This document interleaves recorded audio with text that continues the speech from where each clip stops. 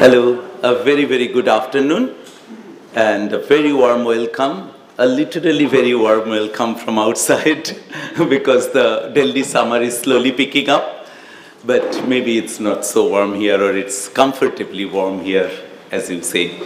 To the last session of our World Theatre Forum this year, the Delhi chapter, and the subject for today's session, this session is the future newness. When we are conceiving this seminar, we were all the time thinking, as I said to you earlier, that are there certain artists and certain works that are emerging that cannot be easily put into the box of the contemporary. If there are new works which are questioning the boundaries of theoretical reading.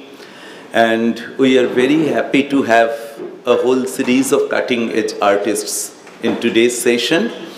The first and foremost, we have Nicola Pianzola, who will be chairing this session. I apologize to the audience once again that Ms. Daksha Seth was supposed to. He is a friend from many, many years by now. And he has studied physical theatre, graduating at the Nouveau Circus School of Bologna and Contemporary Circus School in Turin. His artistic training took shape while working in Poland with Zygmunt Molik and Teatr Piesen Kozla in Denmark with Odin Teatret, in Brazil with Augusto Mulu, in Italy with Cataclo Athletic Dance Theatre. As a performer, he worked with Agustin Letelier, Chile, El Comediantes, Spain, and with Laboratorio Permanente of Domenico Castaldo and Pippo del Bono, Italy. He is currently an actor in all the productions of Instabili Vaganti Theatre Company and training director in the international theatre research projects led by the company all over the world. He has created and led the international theatre project Lens, supported by Theater Fabrik Sachsen of Leipzig, Old Vic Theatre of London, International Shakespeare Festival of Yerevan.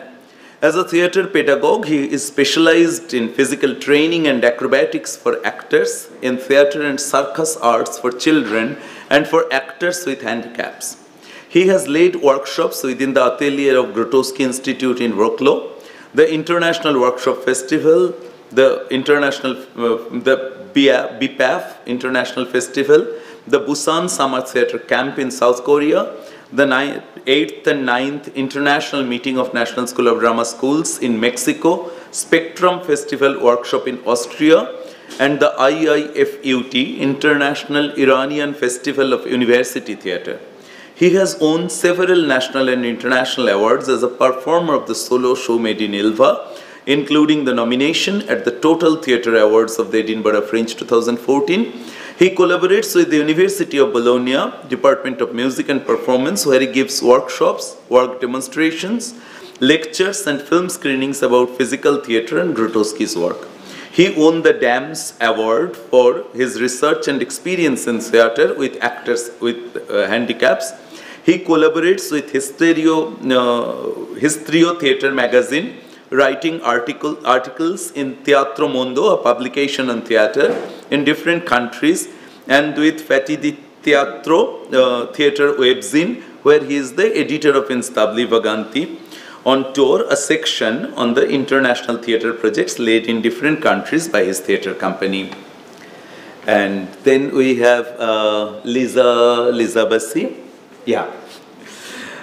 Liza Bassi studied fashion design at IED Madrid.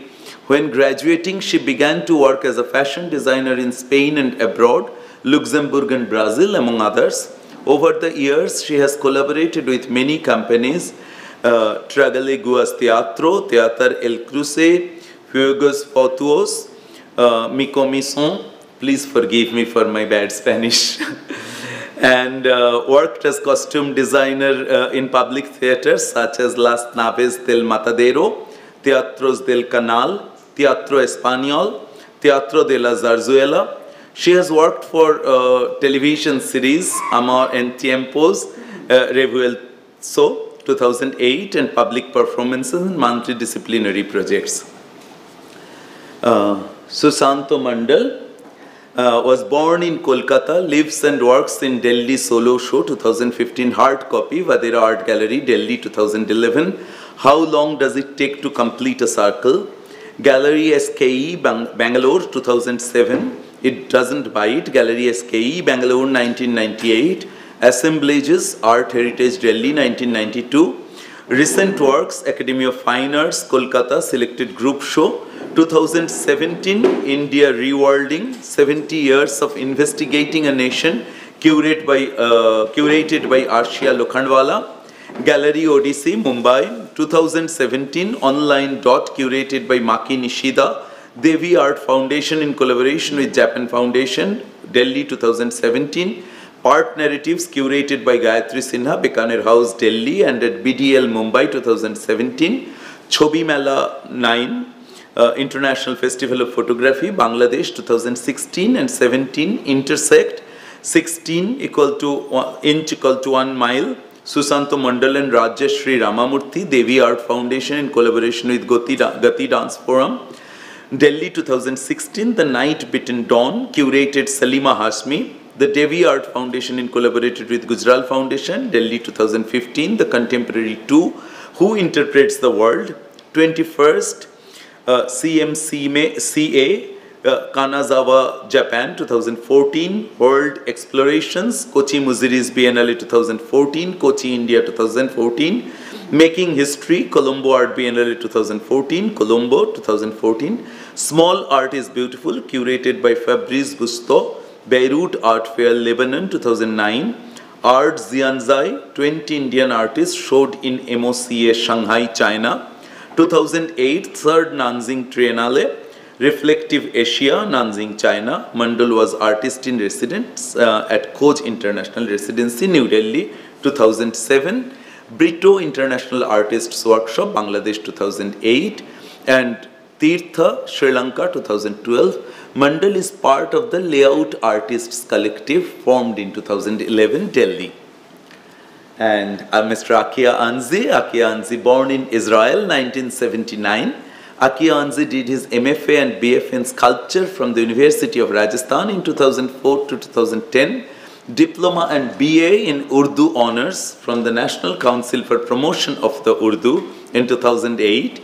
He also obtained MA in History of Art from the National Museum Institute, New Delhi, 2011, and has been living in India for the last 13 years.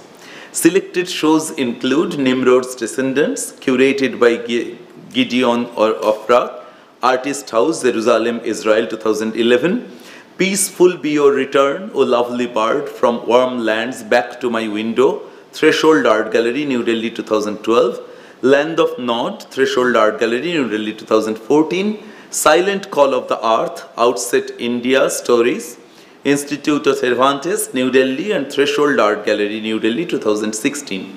Solo project at India Art Fair presented by Threshold Art Gallery, 2013, 14, and 2016.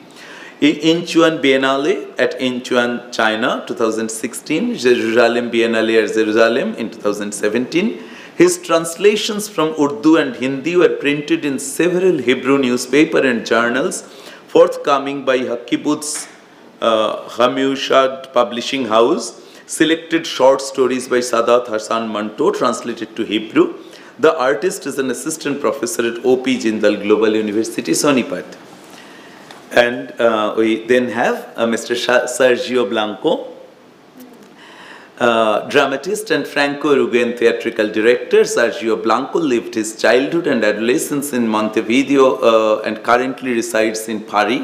After studying classical philosophy and theater direction in the Comédie Française, she decided to devote himself entirely to writing and theater direction. Since 2008, he has been a member of the Complot Contemporary Performing Arts Company. His pieces has been repeatedly distinguished with several first prizes, among them the National Dramaturgy Award of Uruguay, the Dramaturgy Prize of the City of Montevideo, the National Theatre Fund Award, the Florencio Award for Best Playwright, Casa de las Americas International Award and Theatre Awards Award for Best Text in Greece. In 2017, his piece Tebas Land receives the prestigious British Award of West End in London. His work enters the repertory of the National Comedy of Uruguay in 2003 and 2007 with his pieces 45 and Kiev.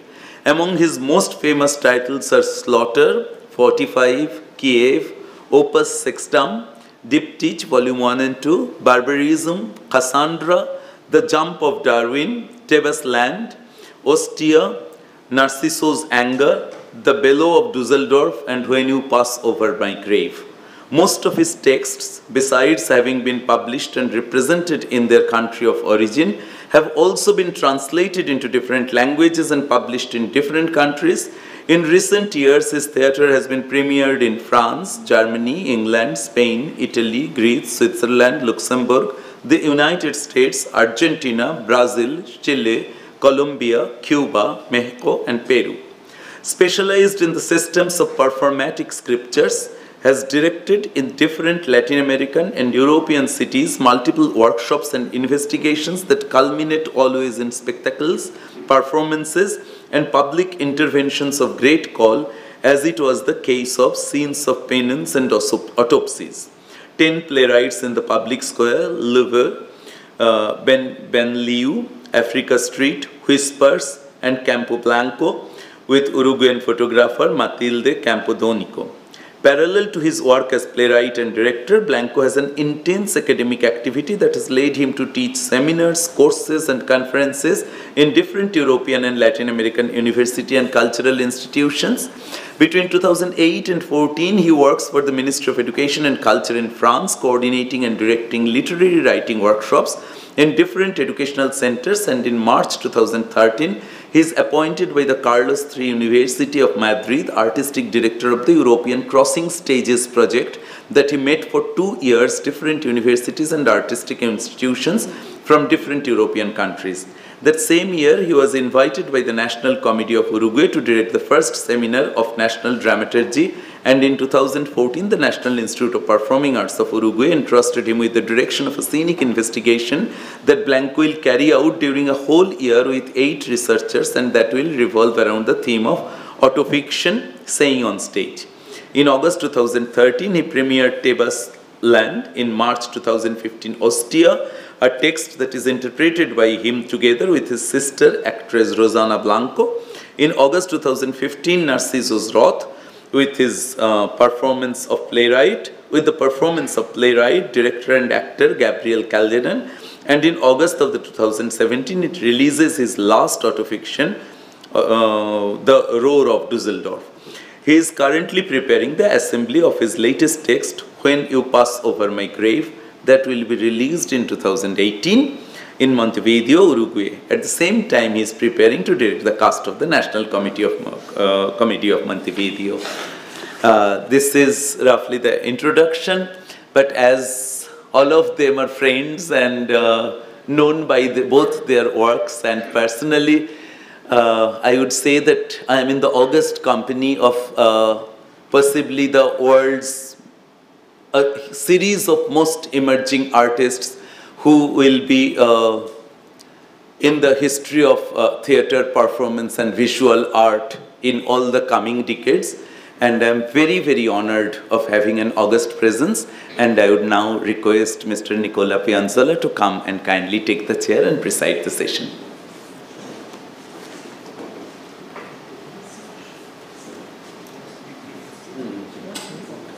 Everybody, we have a difficult task. We have to face the after lunch, and for me personally, I have to face it without espresso.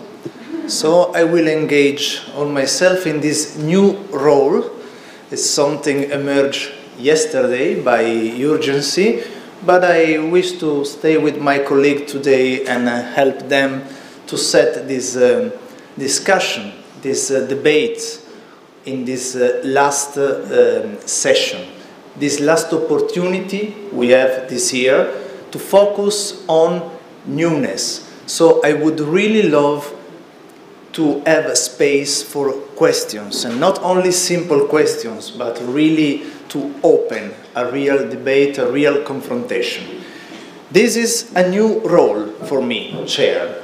So it's the best way to introduce something new. Of course, I had no time to prepare a paper, but I just want to catch some impulses appearing during these 2 days, some provocations. So I always want something new. I'm here today like this without my jacket because I lost my jacket in Jaipur, the same jacket you have seen in the video yesterday, my pretty cool expensive jacket that actually was not expensive, was a really Korean cheap jacket. So I'm very sad you have to accept me like this in this informal way, but what I need now is a new jacket, a new Indian cheap jacket. We always want something new. Why? It's not said that new is good. And it's not said that the audience, the spectators, people who want to receive art are looking for something new. New is not synonymous of quality, of poetic, of aesthetics, of beauty. But personally, as artists, we feel bored. We feel the need to not to repeat ourselves. So, most of the time, we are seeking for something new. What we have to do? Personally, I have to face ignoring the traditional performing arts forms. So I have to fight against this label, because if I don't fit, if I do something new and I don't fit in any of these labels, I am out of the theater market in that moment, and I have to accept it. So it's a struggle also with the market, because something is working. The theater and art market manage these categories. They have performances for different audiences. And if I do something new, I will put in crisis the market. To do something new is to meet the unknown, to accept this challenge. I remember the words of Zygmunt Molik, an actor of Teatro Laboratorium of Grotowski, who during our practice together, he was saying, you are training and you are waiting for this meeting with the unknown, something that you don't know, that appears from your body, from your process, and is something new. And of course, we have to stand stable in the past, in the present, to jump to the future. The relationship between tradition and future and newness appeared many times in many speeches during these days. And I remember something very simple. One time in Korea I was talking with a theater colleague. He was completely drunk, and he started to say, Michelangelo, Raffaello, Donatello, my friend, my colleague. So, in his drunkenness, he was right. They are our colleagues. They did something before us, and I can't forget them. When I'm acting on stage, I am a human being body on stage, and I can't ignore that the statue of David is in Florence, one of the most perfect representation of the human body. So we have to feel our past behind us, because it's our past that pushes us into the future. And another element is this, is a geographical element. Personally, we are traveling a lot as a theater company in Stabili Vaganti. We have been presenting our performances in many countries. And every time is different. In every country, what is not new for us, it's new for them, or vice versa. So, sometimes we felt that one of our performances was received in a better way in that country at that time, because the conditions of perception of receiving that work were the right condition at that time.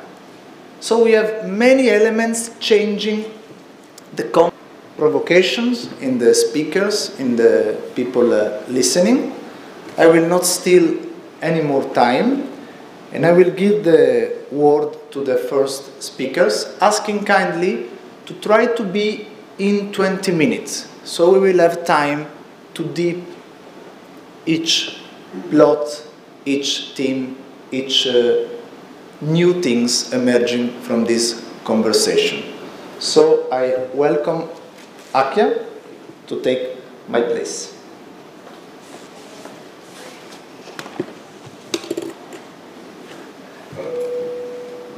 Thank you very much.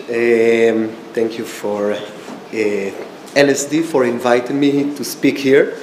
I must say that it's going to be a little bit academic, dry and boring, but still the panel decided that I will go first, so let's hope it's going to be okay. Another thing, I'm revisiting here papers that I gave in GNU 2 years back, and it was interesting in relation to the new, to think about what happened to some things that we thought in the past and readjusting that to the present, etc., etc. So without further delay, I'm going to start. The questions that I would like to address here today is that of the new. After a century that celebrated the new and later condemned it, this seems to be a good time to ponder into its meaning. How to speak of the new in a newly manner. How to say something new about the new, provided that, while speaking of the new, we must evaluate its validity. Speaking of the new, it's a trap. If we accept that speaking differs from repeating, the new already sneaks into our speech. Otherwise, we will denounce speech as a mere repetition, or yet again, defend it in the name of a new meaning arising from it. The new sneaks into our speech even while questioning the new. The new sets speaking in motion. It enables speech as we know it. The new marks the difference between repeating and speech. The new is the ground of the possibility of speech, or at least speech as we know it. While speaking of the new today, we are forced to let our speech snitch. To snitch is to inform about a crime without denying one's participation in it. We snitch on the new without the possibility of denying our partaking in it. We are guilty of the new, and yet our confession does not set us free. Snitching is an exploration of the limitation of our discourse without transcending this limitation. By snitching on speech, the snitch, speech itself, does not deny its complicity. Snitching is the only possibility of speaking about the ground of a certain discursive regime. Speaking beyond the limitation of the regime is impossible. Questioning the new without admitting our participation in it is impossibility again. The limitation of speech should be unfolded, and yet the moment of unfolding itself is trapped in the discursive regime of the new. By speaking of the new, we are already preconceiving the new. We are already within the constraints of the new. In order to question the new, we have to hold an exterior position towards its concept.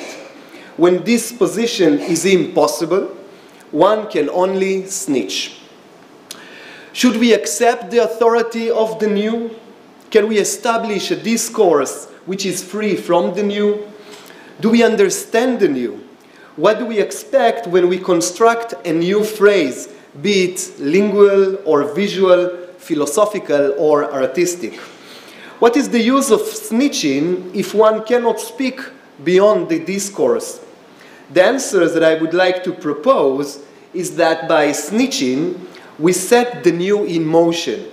Only in motion can we discover the new. The new is making a way towards us while allowing it to reveal itself in speech. Only by snitching, that is, speaking of the new, by making a new statement about the new might arise. If I wish to make a new announcement about the new today, that is not to repeat anything that has been said about the new until now, it is not for the sake of saying something new, but in order to create meaningful event. Meaning, that's the key. The new is new only if it is meaningful. The new is not invited to speech or construct speech for its own sake. The new is bound to make speech meaningful. If one tries to say something new about the new, it is not for the sake of the new, but for the sake of meaning. On the contrary, if one wishes to dismiss speech as repetition, we already know that, this has already been said, it is not because the old is meaningless, nor because only the new is meaningful, but because the new and meaning form a mutual relation that enables speech. The new, as a mere difference, can be meaningless. On the other hand, repeating the same phrase to a different audience, as it happens to be today, might yield a meaningful event. The new, in short, is never the sole measurement, nor the ultimate goal to be achieved. The new, or a difference, is part of the economy which produces meaningful events. In a sense, this introduction already summarized what I had to say. If I wish to continue, if I wish to repeat what I just said, it is with the hope of clarifying myself, that is, making my speech more meaningful. Thus, in the following, I will try to concretize my argument and examine them in the context of art making and the Museum of Fine Arts. I will begin by discussing Boris Groys's essays on the new, which does not only reaffirm the importance of the museum, that nowadays seems to many as outdated institution, but also re-explores the meaning of the new. Groys reminds us that the new can never be understood in isolation. Like any other adjective, it can only make sense in relation to its opposite, the old. It is only through the construction of a binary opposition that the new can emerge. Groys opens his essay with a reflection on the current widespread convention of the, I quote, impossibility of the new in art, unquote. Groys argued that, quote, the initial postmodern sorrow about the end of history is gone. Now we seem to be happy about the loss of history, of the idea of progress, of the utopian future, all things traditionally connected to the phenomena of the new, unquote. Groys attributes this sense of deliverance, liberation from the new, to what some artists and critics consider as the victory of life. Quote, liberation from the obligation to be historically new seems to be a great victory of life over the formerly predominant historical narrative which tended to subjugate, ideologize, and formalize reality, unquote. Instead of the modern abstract construction of, quote, the opposition of old and new, unquote, art finally has the chance to approach life with no mediation. Another quote, artists and theoreticians want to be politically and culturally engaged in social reality. They want to reflect on their own cultural identity, express their individual desires, and so on. Instead of questioning the contemporary urge of bringing art to life, Groys asked, quote, under what condition does art appear to be most alive? Which is a good question to my mind. and argue that being alive means nothing more or less than being new. And with this argument I'm going to debate. In order to explain why for him alive and new are almost synonymous, Groys analyzes the relation between the museum and reality. The museum seems for modern artists as a graveyard, and reality is the place in which it is really alive. So I'm quoting. Groys has a different perspective about it. The museum is not secondary to the real history, nor is it merely a reflection and documentation of what really happened outside its walls according to the autonomous laws of historical development. The contrary is true. Reality itself is secondary in relation to the museum. The real can be defined only in comparison with the museum collection.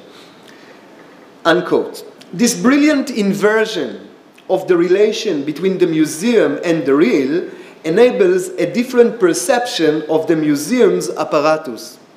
The museum collection does not reflect reality, but what is dead and old, and thus, there is a positive role here, and thus indicate what is truly new and alive. Without the museum, nothing is new. Without the museum, there is no possibility for the emergence of the new. The new, according to this analysis, can be conceived as difference. But if the new is simply what is not old, it is still, according to Groys, not an absolute new, since it maintains a relation of negation with the old. So it's still a relation. In order to overcome this difficulty, Groys introduces the concept of difference without difference, which he borrows from Kierkegaard's discussions on Jesus. For Kierkegaard, the only way that God can manifest himself as really new is to appear like human. In order to be new and not only mere difference, the God has to be different but without appearing as different. Groys writes, Kierkegaard's main point being that a certain difference is recognized as such only because we already have the capacity to recognize and identify this difference as difference. So no difference can ever be new, because if it were really new, it could not be recognized as difference. To recognize means always to remember. But a recognized, remembered difference is obviously not a new difference. Unquote. How a difference without difference is possible in the art domain? For Groys, the answer is the rudiments of Duchamp or any other artist. Quote, Duchamp's fountain is a kind of Christ among things, and the art of the ready-made a kind of Christianity of the art world.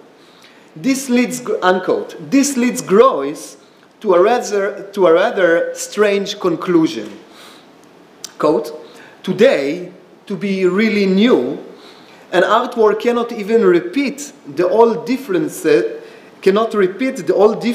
between art object and ordinary things. By means of repeating these differences, it is possible only to create a different artwork, not a new artwork. The new artwork looks really new and alive only if it resembles, in a certain sense, every other ordinary, profane thing, or every other ordinary product of popular culture. Unquote. In short, the only possible artwork nowadays, the only new artwork I must say, must belong either to the ready-made of the Dada or pop art tradition. Before questioning Groys, let us summarize his arguments. So one is, contemporary art is obsessed with bringing art into life. Here I definitely disagree. Number two, being alive is possible only by being you. being new. Sorry, that makes sense. Third number, the new can appear only in relation to the old. Hence, contemporary art needs museum and its collection in order to be new. The fourth point is, mere difference does not yield newness. It's not enough to be different in order to be new. 5, accordingly, in order to create an absolutely new artwork, the artwork should resemble a mundane object or an existing artwork. That is, it should produce difference without difference. But Groys's position does not solve the contemporary criticism of the new. The modernist and contemporary critiques of the museum are markedly different. The modernist rejected the museum in the name of the new that can manifest itself, as Groys rightly argues, only through the apparatus of the museum. So Groys is basically a modernist. The contemporary critique of the museum does not question the museum in the name of the new, but in fact tries, successfully or not, to establish a discourse which is free from the boundaries of the new. In order to be liberated from the new, contemporary art is simply indifferent to the new. Bringing art into life seems to me to be a modernist obsession, which is a direct reaction to the modernist isolation of art, arts for art's sake. Contemporary art, on the other hand, does not need to bring art to life, simply because, in the deep sense, contemporary art does not think that art is separated from life. Instead, it is concerned with another issue, the question of meaning.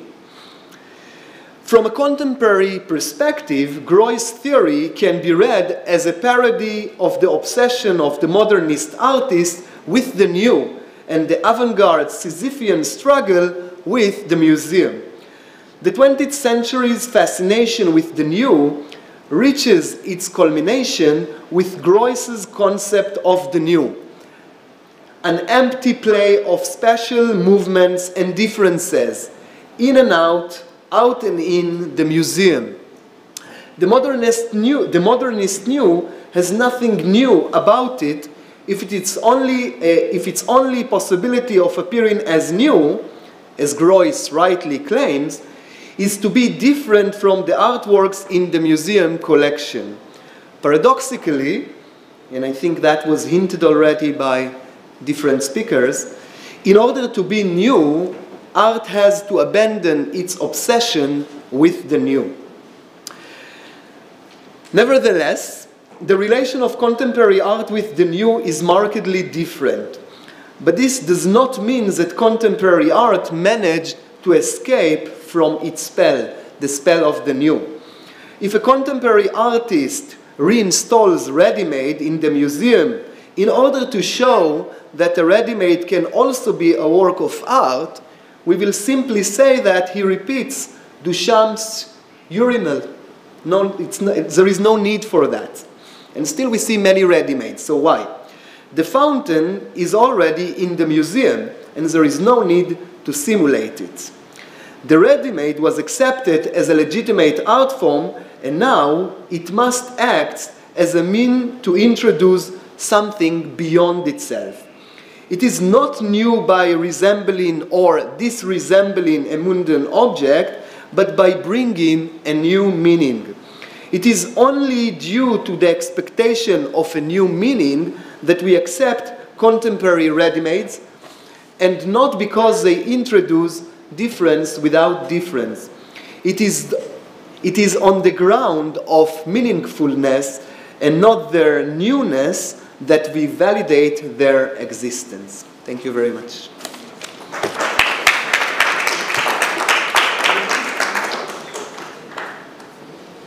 Thank you, Achia, for this interesting speech that makes a theoretical introduction from the point of view of art. It's very interesting because when you were talking, I was transferring your your concept immediately my practice field, theater, and I was questioning myself, is theater an old institution? Is an old building? So there are many interesting provocation questions that we can transfer to our personal fields. I want just to, in the way that we can remember some points, the concept of snitch, it's very practical, very interesting. The relationship between new and meaning, can open many discussion. Museum, theater, like old institution, or how we can renew these buildings and institutions. Engagement, political engagement in the society, it was appearing also this morning. And being alive, being new. And also recognize and remember, because memory also appeared this morning and yesterday. And of course, difference without difference. And last but not least, obsession of new. So thank you so much, and thank you for being in the exact 20 minutes, perfect timing.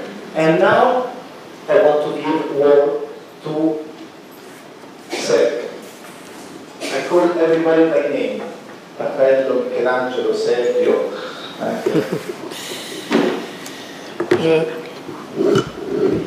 Alors, je pense que ce micro-là. Est-ce OK?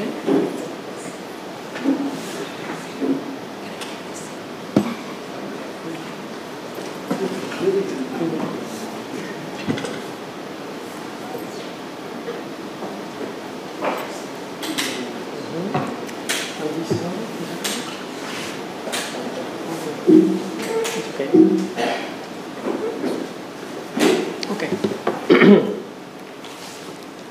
C'est bon pour toi? Bonjour. Avant de commencer, je voudrais remercier the National School of Drama. Before I start, I'd like to thank the National School of Drama. Remercier à Shantanu pour son invitation. Shantanu for inviting me. Remercier à Jesus. Jesus. Et par lui, remercier aussi l'Institut Cervantes. And the Cervantes Institute. Et c'est grâce à eux que je suis là aujourd'hui. It's thanks to them that I'm here today. Je voudrais parler dans ma langue maternelle, que c'est l'espagnol. I would like to speak in my mother tongue Spanish. Et pour honorer l'Institut Cervantes qui m'invite. Also to honor the Cervantes Institute. Mais je vais parler dans la langue de Molière. But I'll speak in Molière's language. C'est ma langue paternelle. It's my father tongue. Et c'est la langue qui m'a permis de rencontrer Renuka. And it's the language that allowed us to meet. Je voudrais vous remercier vous tous d'être là. I'd like to thank all of you for being here. Et je voudrais remercier avant de commencer Renuka. I'd like to thank Renuka as well. J'aime être traduit. I like being translated. J'aime bien cette distance qui s'est créée entre ce que je veux dire et ce que vous allez recevoir. I like the distance that's created between what I'm going to say and what you receive. Je pense, très souvent, on dit que le mythe de Babel, c'est une punition, et pour moi, c'est un cadeau. People often say that the myth of Babel, the Tower of Babel, is a punishment, but I think it's a gift. C'est la fin de l'architecture, It's the end of architecture, mais c'est la naissance des langues. but the birth of languages. Et ce qui était une punition, pour moi, c'est un cadeau, c'est la littérature. And what was a punishment is a gift to me. It's literature. Je suis très heureux d'être ici, à New Delhi. I'm really happy to be here in New Delhi. Je me sens très loin de chez moi, I feel very far away from my home. parce que je viens de Paris, mais je suis né à Montevideo, en Uruguay. Because I've come from Paris, but I was born in Montevideo in Uruguay. Et j'aime bien être loin de chez moi. And I like being far away from my home. Je n'aime pas qu'on me dise « fais comme chez toi » ou « sens-toi chez toi ». I don't like people telling me to make myself at home. J'ai horreur de Feel ça. at home. I hate that feeling. J'aime bien être loin de chez moi, pas me sentir chez moi. I like being far away from home and not feeling at home. Et ici, en Inde, je suis depuis 4 jours, And I've been here in India for 4 days. Je me sens très loin de chez moi. I feel very far away from my home. Tout me manque. I miss everything. Ma mère me manque, My mother, mon père, my father, mes goûts, my tastes, the savors I'm used ma to, maison. my home. Moi-même, je me manque à moi-même. I miss myself for myself. Et j'aime être dans cet ailleurs, dans cet lointain. And I like being in this elsewhere, this distance. Et je suis là pour parler des Newness. And I'm here to talk about newness. Et des Newness in Old Delhi. C'est le titre de ma communication. Donc, tous les jours, depuis que je suis en Inde, et depuis qu'Eranuka m'a parlé, je vais à Old Delhi. Every day since I've reached India and since Renuka told me to go there, I've been in Old Delhi. C'est grâce à elle que je suis allé. It's thanks to her that I went. Un jour, elle m'a dit, il faut oublier l'hôtel, il faut oublier l'école, il faut que tu ailles à Old Delhi. One day she said to me, you must forget about the theatre school, you must forget about your hotel, you should go to Old Delhi. Et c'est grâce à Gujar que je peux connaître Old Delhi tous les jours. Je sors de l'école et je dis, on va à Old Delhi. And thanks to Gulzar, I can discover Old Delhi every day. We go out of the school and we go straight to Old Delhi. Je suis attiré par ce quartier. I'm attracted by this area. Et je n'aime pas les newness. J'aime pas la nouveauté. And I don't like newness. Je n'aime pas du tout. I don't like newness. Le nouveau, en langue espagnole, la définition étymologique, c'est qu'il y a une existence très courte. The etymological definition of newness, of the new in Spanish, is something that is very short. Et je n'aime pas le nouveau, j'aime pas la nouveauté. I don't like newness, I don't like novelty. Je préfère les vieux, I prefer old things. je préfère l'ancien, I prefer oldness, je préfère le vieux monde. I prefer the old world. J'ai quitté les nouveaux mondes de l'Amérique pour venir au nouveau monde, en Europe. I left the new world of America to come to the new world in Europe. J'aime les vieux testaments dans la Bible. I like the Old Testament in the Bible. J'ai quitté le christianisme pour aller vers le judaïsme. I left Christianity to go towards Judaism. Et j'aime Old Delhi. And I like Old Delhi. Tous les jours, je quitte New Delhi pour aller à Old Delhi. Every day I leave New Delhi to go to Old Delhi. Voilà. J'ai trouvé hier à l'hôtel cette vieille carte de 1918. Yesterday I found this old 1918 map at the hotel. Et je voulais la partager avec vous. And I wanted to share it with you. Je pense en Uruguay, il y a une dictature dans les années 70. In the 70s, there was a dictatorship in Uruguay, Une dictature financée par l'Empire américain. financed by Financée par l'Empire américain. the American Empire. Mes parents, ils ont dû venir en Europe. My parents had to move to Europe, Et moi, tout seul, je restais avec mes deux grands-mères. and I remained alone with both my grandmothers. Et je pense que ça vient de là, mon amour aux vieilles choses. And I think that's what motivates my love for old things, Parce que j'étais élevé par deux vieilles dames. because I was brought up by two old ladies. Alors, je n'aime pas le nouveau, je n'aime pas la mode. I don't like newness, novelty, I don't like fashion. Il y a un jeu de mots en espagnol. There's a wordplay in Spanish. La moda no incomoda. Ça veut dire la mode ne dérange pas.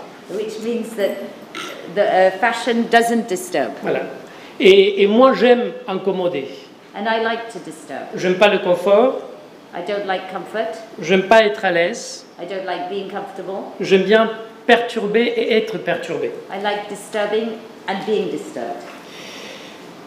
J'aime bien aller à la recherche du temps perdu, ce qui n'est plus là, ce qui est vieux. I like seeking lost time, things that have disappeared, Et je things that no pense- longer exist. Je pense que c'est dans cette vieillesse, dans l'ancien, And I think it's in the old où il y a le progrès. that progress exists. Et j'aime le progrès. And I like progress, Parce que le progrès, c'est le mouvement. because progress is movement. Le nouveau, c'est la mort. Novelty is death, newness is death. Mais le progrès, pour moi, c'est extraordinaire. C'est le mouvement, la dynamique. For me, progress is extraordinary. It's something dynamic. L'autre jour, en parlant avec Anna, The other day, talking to Anna, je pensais à cette phrase. I thought of this sentence.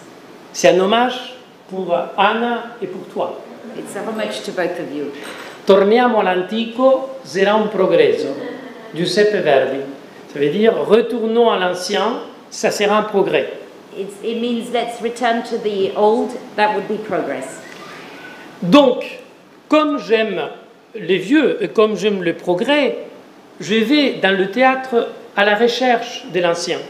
So as I like oldness and as I like progress, in theatre I look for oldness.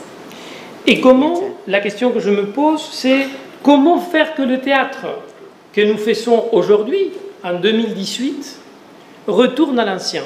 And my question is, how do we make the theatre that we're doing today and that we're producing today, how do we make it go back into the past? Et je crois qu'on doit récupérer deux mots, parce que deux mots étymologiques, deux mots du grec. So we need to recover two words, two etymological words from the Greek. Et l'étymologie pour les mots, c'est ce qu'il y a des plus vieux. For words, the etymology is what is the oldest. Et donc, je vais voyager avec vous pendant 20 minutes. So I'm going to spend 20 minutes traveling with you, à la recherche de deux mots où il y a les progrès du théâtre.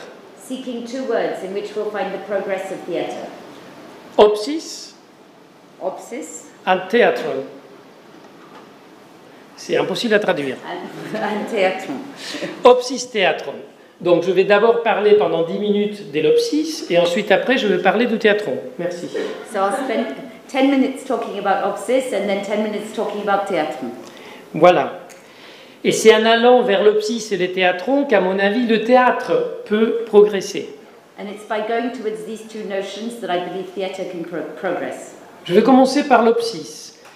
Opsis, ça vient du grec ancien, et ça veut dire regard. Opsis comes from ancient Greek and it means gaze. Ça veut dire aussi l'œil. It also means the eye. Et je pense que dans le théâtre, on ne doit pas oublier, et le XXe siècle l'a beaucoup oublié, que le théâtre c'est un art du regard. And I think we mustn't forget, and in the 20th century we've often forgotten, we mustn't forget that theatre is gaze. Si on prend un théâtre ancien, une coupure du théâtre ancien, If you take an ancient theatre, du théâtre grec, the Greek theatre, et si on le retourne, et on prend un œil à côté, and et and you turn it around, si on retourne le théâtre, on voit qu'il y a plein de rapports entre les structures physiologiques de l'œil et les structures conceptuelles du théâtre. so you can see that there are very strong similarities between the physiological structure of the eye and the conceptual structure of the theatre. L'œil, il y a une lumière qui arrive, There's a light that comes into the eye qui va travailler ici, that works on that part. qui va donner plein d'informations aux nerfs neurologiques, It passes lots of information onto the nerves behind, qui va passer au cerveau, and they go onto the brain. et qui va comprendre ce qu'il a vu.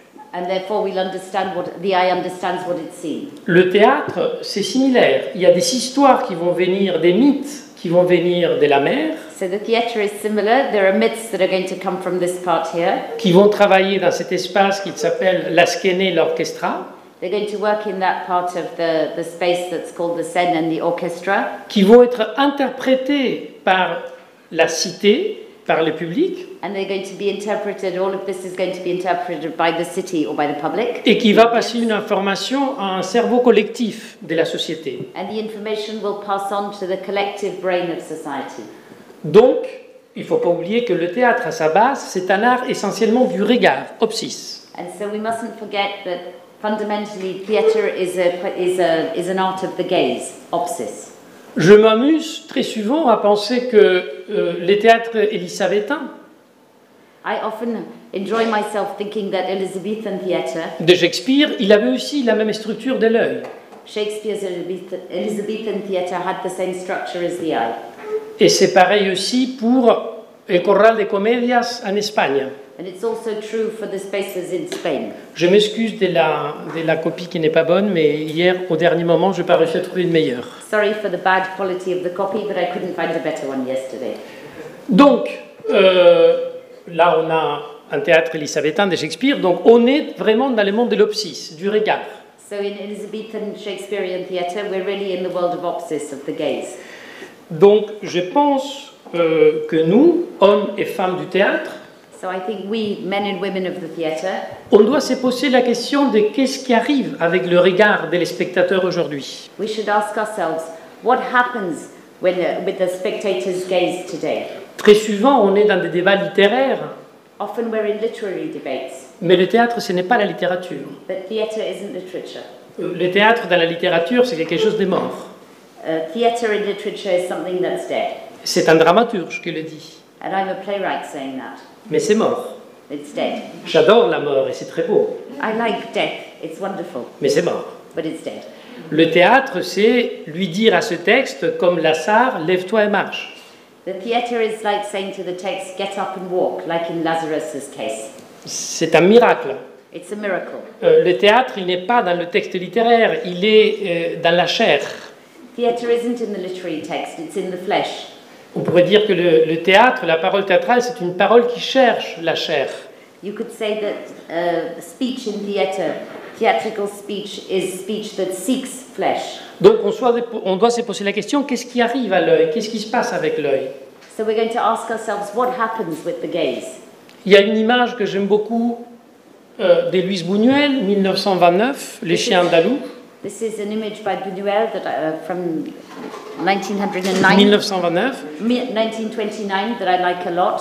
Où Buñuel, de manière extraordinaire, il a compris qu'au XXe siècle, il y avait quelque chose avec l'œil. Where Buñuel had understood that there was something fundamental about the eye in the 20th century. En même temps, un peu avant Cézanne, Braque, Picasso, ils avaient compris que le monde, on ne pouvait pas le voir dans sa totalité. Il y avait quelque chose qui s'était cassé.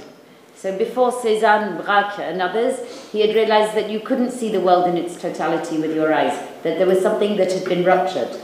Donc quand je parle de l'opsis, je parle de qu'on doit se poser la question de qu'est-ce qui arrive à l'œil aujourd'hui. So when I talk of opsis, we must ask ourselves the question that what happens to the eye today? J'utilise une expression avec mes étudiants à Paris, prendre la température de l'œil. I use an expression with my students in Paris, which is like taking the temperature of the eye as seeing where the eye is at. Et je crois qu'il faut être perméable à ce qui se passe aujourd'hui avec l'œil. We need to be open to what's happening to the gaze or the eye today. Là, on a un exemple, en 1425, de Masaccio, Here is an example from 1925. qui avait compris que l'œil à la Renaissance avait changé. He had realized that the gaze had changed at the Renaissance. Tout d'un coup, on confirmait que la Terre, elle était ronde Suddenly it was confirmed that the world was round, et qu'on ne pouvait plus continuer à peindre comme avant. and we couldn't paint as before anymore. Cette peinture magnifique à Santa Maria la Novella à Florence, on voit cette peinture de Masaccio, mais la perspective a été faite par Brunelleschi. We see this wonderful painting by Masaccio, but the perspective was created by Brunelleschi, Brunelleschi, que c'est la personne qui a inventé la perspective. the person who invented Ce n'est perspective. pas une découverte, la perspective, c'est une invention de l'humain.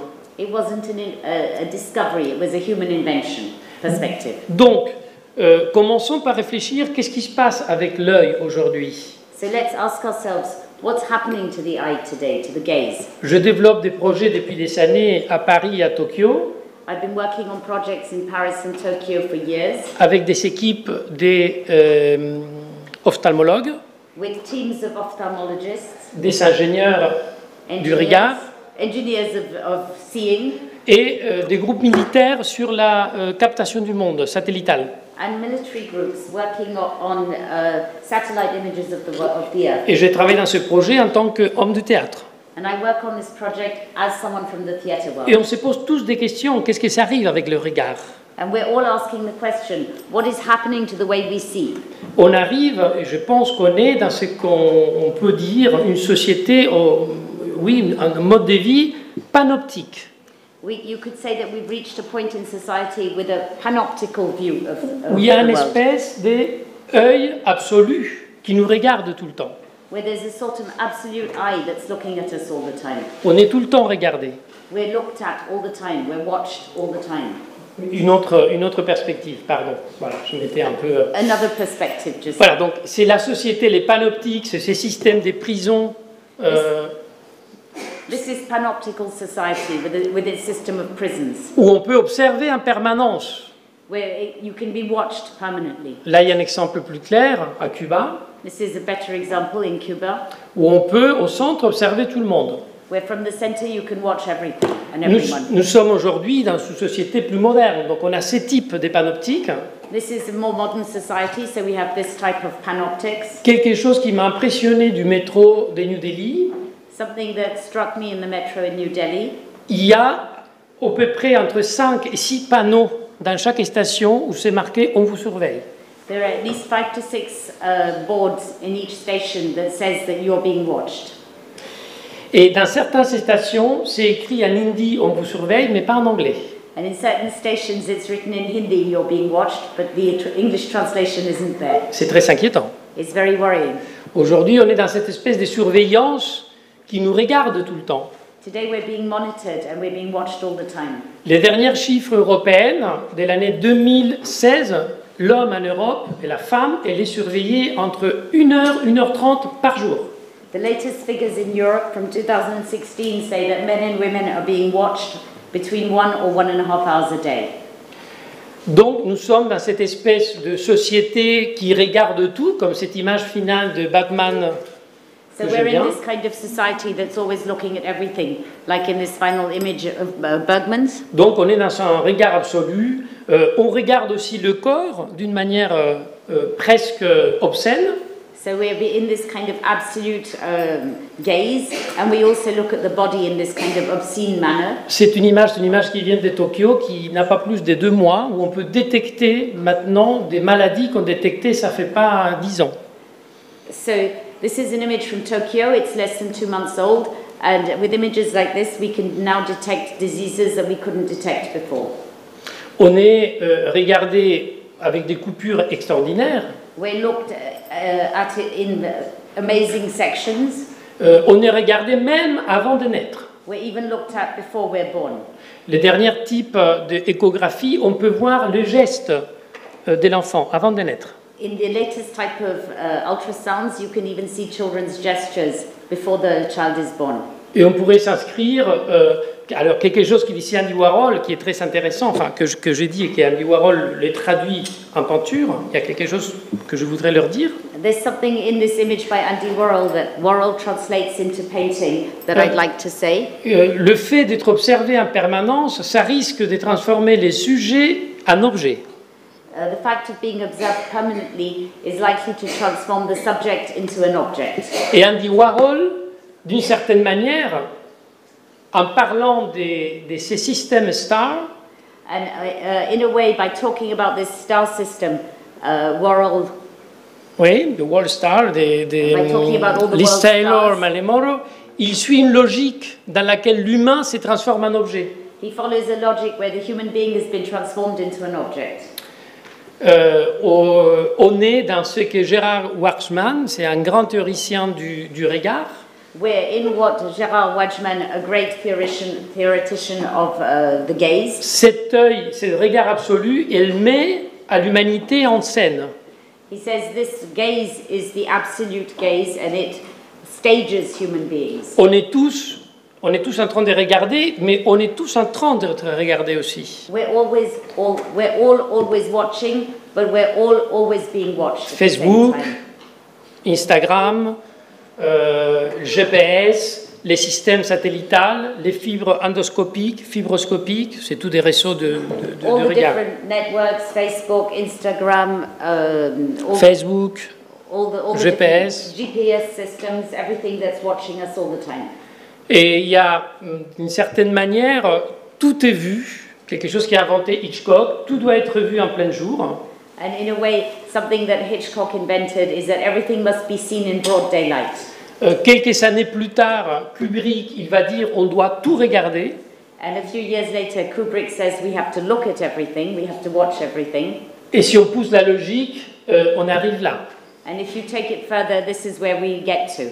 On a tous assisté en direct à l'horreur, l'impensable. We all watched the horrific an unthinkable event live. Peut-être que si on avait à Auschwitz aujourd'hui, il y aurait des caméras à Auschwitz où des gens pourraient voir l'extermination des Juifs. So maybe if there were cameras at Auschwitz today, maybe people would be watching the extermination of the Jews. C'est très inquiétant. It's extremely disturbing. On a vu des images comme celle-ci, We've seen images like this, en direct, ce qui est épouvantable, live, which is something terrible, ou comme celle-ci, or like this one. en violant tous les accords internationaux de respect aux prisonniers. That's a violation of all the international agreements on the respect for prisoners.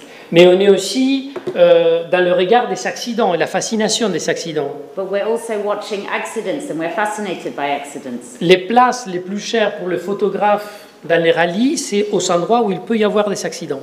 The most difficult and expensive places for a photographer to stand in during races is the places where the accidents are most likely to occur. Et dès qu'il y a un accident, ça monte tout de suite les ratings, les spectateurs à la télé. And as soon as there is an accident, the television ratings increase dramatically. On attend tous la tragédie. We're all waiting for tragedy to occur. On a un exemple clair, l'ambassadeur russe en Turquie qui s'est fait tuer en direct devant tout le monde. A clear example is the Russian ambassador in Turkey who was killed live before everyone else. Cette image m'a beaucoup impressionné. I was really struck by this image. Et avec tout le respect de la situation et de la personne qui a été décédée, And with all my respect for the situation and the person who was killed, je veux me permettre ces raccourcis. I'm going to show you this. I'm going to associate these images. On est vraiment dans le spectacle. It's really showtime here. On est dans le spectacle de la selfie, les hommes politiques qui se prennent des selfies en public. We're in the show world of the selfie. Political people take selfies of themselves with others. On a dans le système football star, The football star system, où les gens, ce qui intéresse les moins, c'est le foot, les jeux, mais tout ce qui est autour, tout ce qui est périphérique. people are less interested in the actual game, but they're more interested in everything going on around it. On est dans le système des Big Brother, le système où les jeunes s'enferment dans des maisons et on les surveille. Et on voit les gens faire l'amour le soir. We're in the Big Brother system where people are locked up in houses and they're being watched. We even can see them making love in the evenings. Donc on est dans un regard. Donc la question c'est, qu'est-ce qui se passe avec les regards aujourd'hui, l'obsis? So we're in this state of watching and being watched. So the question today is what happens to the gaze today? Et je pense que l'œil aujourd'hui, ce n'est plus coupé en deux. L'œil aujourd'hui, elle est dans un mixeur. So I think today the eye is no longer separated into two. I think it's all squashed up in a mixer. Il y a eu une telle parcellation dans la perception des spectateurs modernes The perception of the modern spectator has been so fragmented que le spectateur il peut seulement comprendre ce qui est coupé, fragmenté. that the spectator can only understand what is chopped up and fragmented. 1920.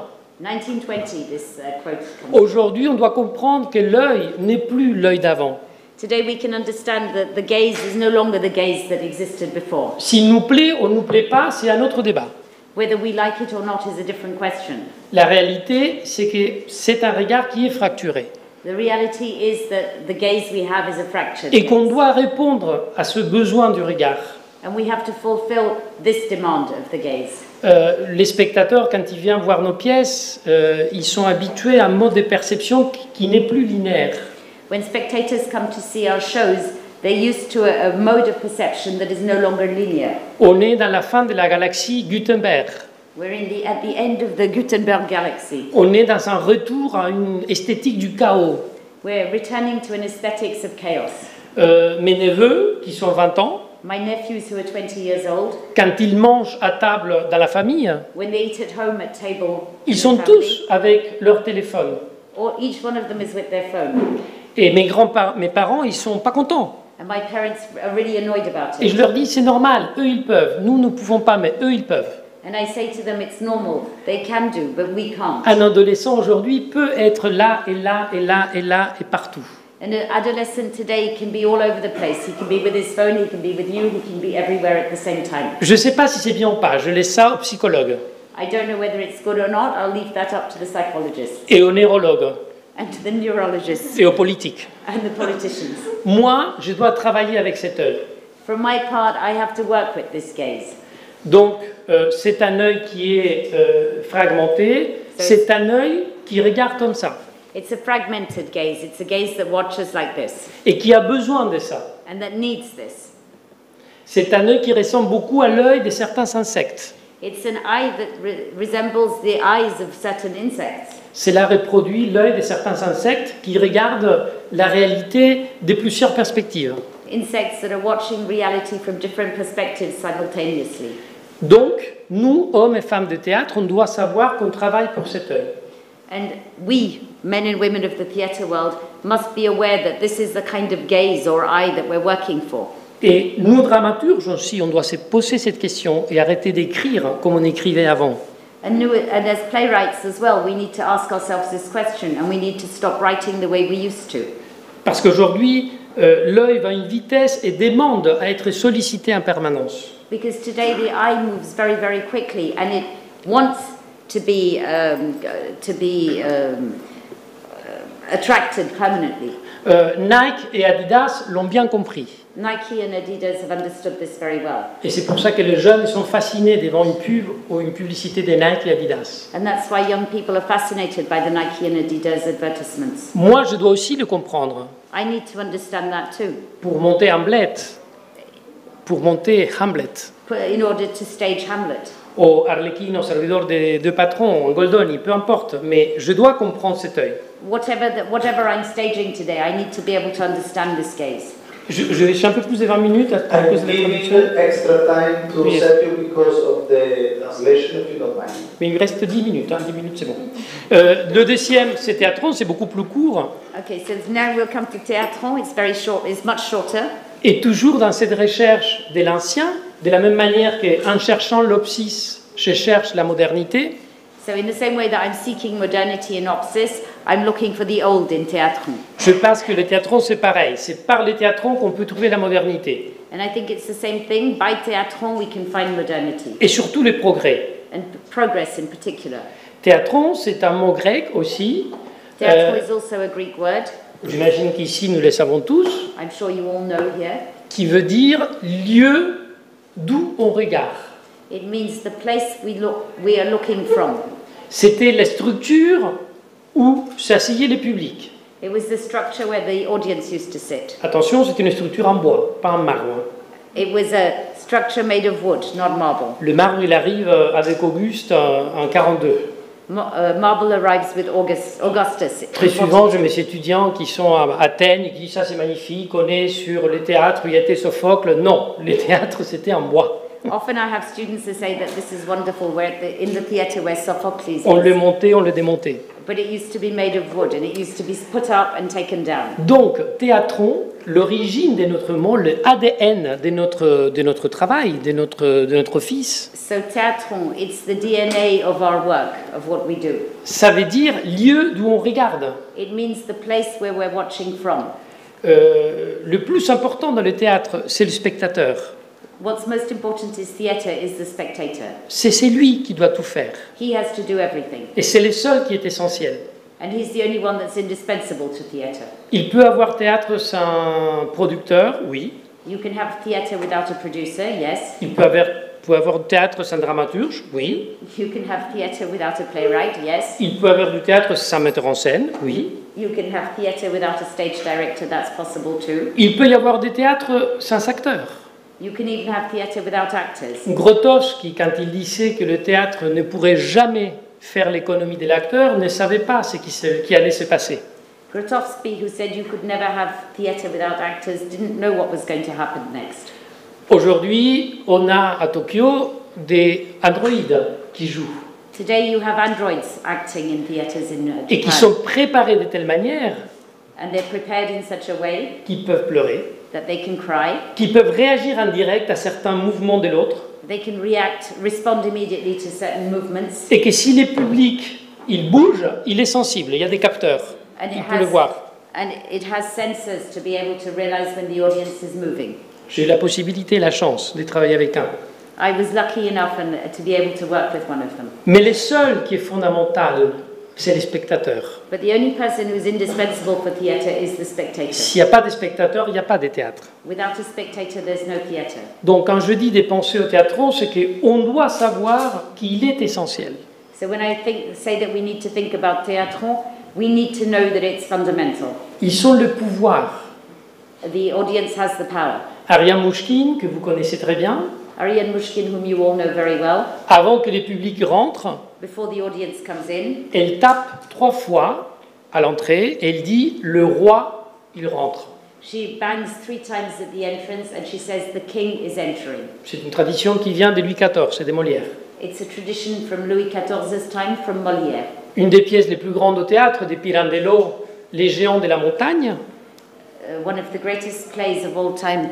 quand les publics ils rentrent, When the audience enters, le personnage principal dit « Les géants arrivent the main character says the giants are arriving. ». Ils sont tous les pouvoirs. They have all powers.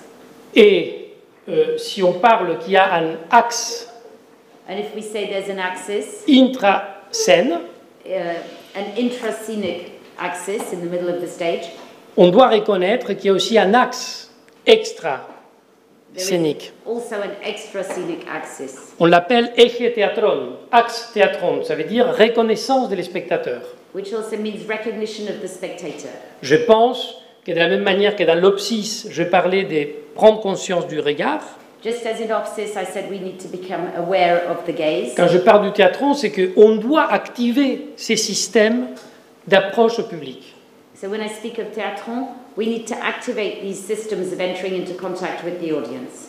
Le 19e siècle, il a détruit le rapport entre le public et la scène. The 19th century destroyed the relationship between the audience and the C'est une stage. coupure du théâtre et l'opéra de Paris. This is a section of the opera in Paris. D'abord, il a séparé les publics, à différents, il les a séparés, il a mis les bourgeois au centre et les gens ailleurs. It separated the audience into different categories with the bourgeois at the center and the others elsewhere.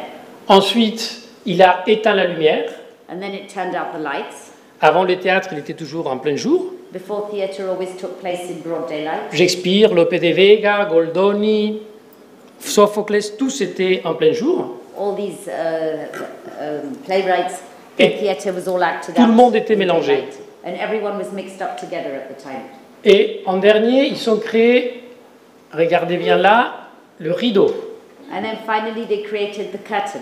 Et donc ils sont cassés, ils ont accentué l'axe entre les personnages, And so they accentuated the separation between the characters et ils ont cassé ces liens les spectateurs. and they destroyed the relationship with the spectator. Heureusement, on a eu Brecht, Cantor, Artaud et Piscator, Meyerhold, qui ont créé ces liens au théâtre. Unfortunately, we had Artaud and Brecht and all these other directors who recreated a new connection with the audience. Et donc, je crois qu'on doit venir à ce type de théâtre. Les spectateurs So we need to come back to this idea of theatre. The spectator construisent la partition avec la scène. is part of the, Crée avec la scène. creates the score with the stage. Et ce qui fait du spectateur qu'il soit aussi un poète. And so this makes the spectator a poet as well. C'est pas un agent passif. It's not a passive participant. C'est quelqu'un qui travaille avec la scène. He also works with the stage, with the performance. Reconnaître les théâtrons, c'est reconnaître l'autonomie qui doit avoir les spectateurs, To recognize theatron is to recognize the autonomy a spectator has. qui doit travailler avec moi. And the spectator has to work with me, Ça ne veut pas dire aller les chercher et les monter sur scène, c'est Oui. plus subtil. which doesn't mean dragging him onto the stage. It's in a more subtle interaction. C'est le faire travailler avec nous. You will need to make the spectator work with you. En allant, tu disais hier, quelque chose que j'ai beaucoup aimé, un total theatre, un théâtre total, un théâtre total, où il y a le corps, où il y a la parole, où il y a les sons, où il y a les bruits, où il y a tout. So, as you said yesterday, in this way of total theatre, where there are sounds, bodies, noises, there's everything.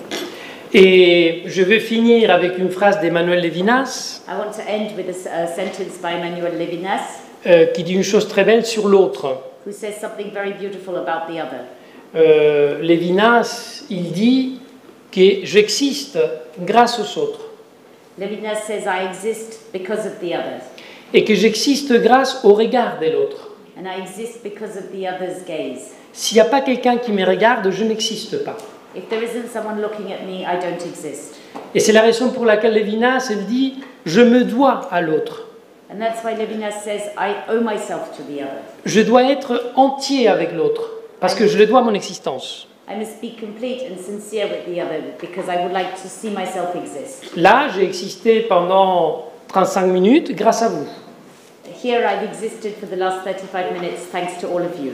Donc, d'une certaine manière, le théâtre, c'est la recherche de l'autre, la recherche de l'altérité.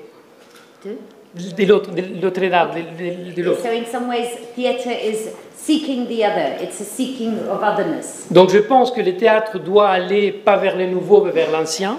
So I think theatre mustn't go towards what's new, but towards what's old.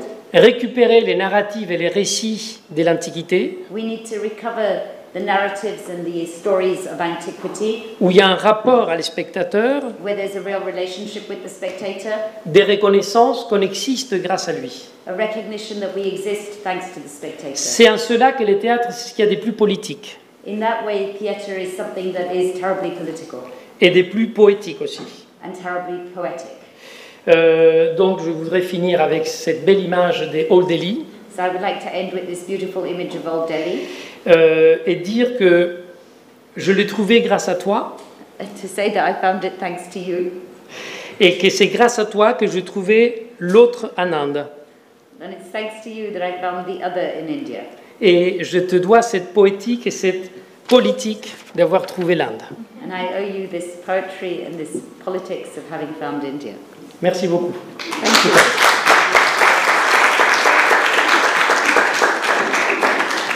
Merci. Thank you. Merci. Thank you, Sergio. Merci. It's a responsibility C'était super. to give extra time because of the translation, but also because it was really interesting how Sergio opened a discussion and attention in between these two terms. I just remind quickly Non? for the when preparing the next speech something that is said to give impulses for further discussions. Babel as intercultural dialogue that appeared this morning.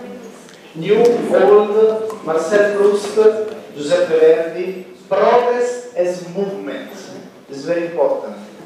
Watch and being watched, subject turned into an object, and the fact that we have to face the different perception nowadays of the spectators. And another very important thing, personally as an actor, I will fight with androids and robots on the stage. And now I give the word to Liza. Thank you. It's going to be tough after Sergio's speech, so thanks for that.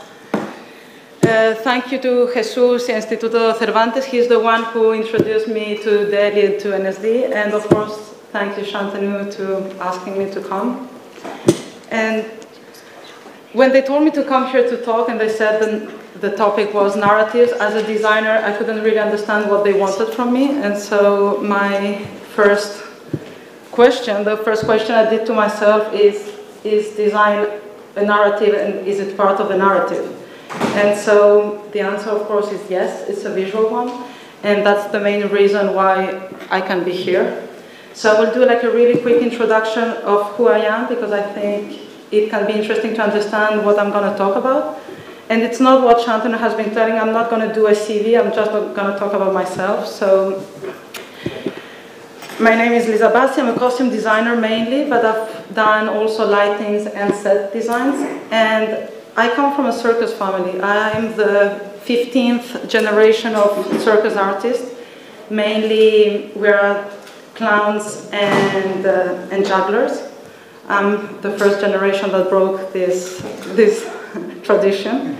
And so, why is it interesting? Because that means I've worked all over the world. And first, when I was a child with my family, and then later on I started working all over the world by myself. So it has given me a really good understanding of different ways of doing theater. And also I've been able to work in different fields as street theater, circus, dance, theater, musicals, music concert. So I have a really broad understanding of what performing arts are. And so I'm going to talk about the future newness. I'm going to go full on in the future. Sorry for that. And so let's go. Is it design narrative? Yes, I said that. And it's a really important one because it's going to be the first thing that the public will see about the show. So it's going to be the first impact that the public will have. And the choices that you make as a creator are important for the show because it can give power, distance, closeness. It can make us relate to the artist or mark a comedy or a drama independently of what the text is about. You can make a play spectacular, you can make a play intimate, and it will alter or support the narrative of the play or the performance. So you don't have to forget that when you're on stage, whatever you do is a design, and there's a visual narrative. Even when Güero Vallejo in his play La Ardiente Oscuridad decided to turn off all the lights and do the whole play without any lights, that was a designing choice, and it was part of a design. So designs are important when you're on a stage. So now we'll go to the real topic of the talk, which is the future newness. And so in my case, I will talk about the future of design in performing arts. And I was suggested by N.S.D. or maybe invited to talk about materials, textures, or images of the future. And so the first thing I want to say is I think there are three main global tendencies, or maybe two global tendencies and one fact. And so those tendencies are reflected nowadays in theater. The first one is the technological one, and so all the cyborg theories, as also Sergio talked about the androids, for example. And the second one is the ecological one, and the back to nature and the climate change crisis. And we had this morning, Flavia talked about that. At this point of the seminar, what I'm going to say has been already said in a way or thought about. And the third observation I can make is the escalation of violence in the world, which is not a tendency, it's just a reality. And we can also see that, I think, in theater.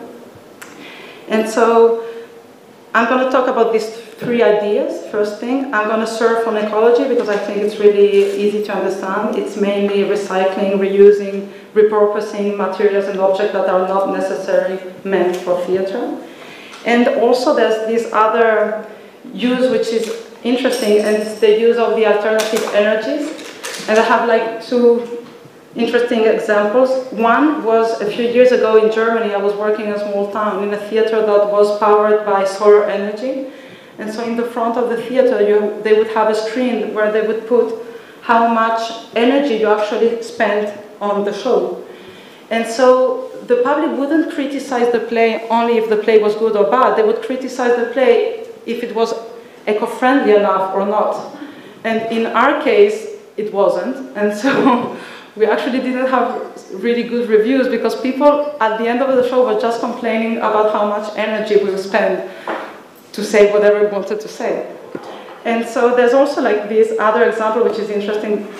I worked in a festival where they had tiny stages powered by motion energy. So actually they had the stage, and in front of it they had stationary bikes, and people, the public was asked to share the task to bike, to power the stage. And I think this idea is really interesting because it creates an idea of community, and a little bit what you were saying also before, it's not the public watching a performance, but the public starts to be part of the performance, because if they don't buy it, then there's no power, and so there's no show going on. And so this idea of community and of building something together, I think it's something that in the future will be necessary, and we can start to see it. And so what are the pros and the cons of ecology? The pros: low price, lots of creativity, and the feeling of doing things right or fighting the good fight. The con is that it's really easy to make it look childish or amateur, and it's also easy to settle for less. You can have the excuse of, well, I did what I could with what I have, and so that's one of the risks, I think. So now we'll go to the second one, the technology, and I have examples, I have like images to show that. They're not the best, maybe just a way for us to understand. And so we'll start talking about technology in costume design, and then I will go to set design. So the first thing we could see is LED fabrics that would allow costumes to be screens or lights. And we can have an example like Daft Punk, the music brand, and Black Sky White are a group from Russia that would use this kind of technology.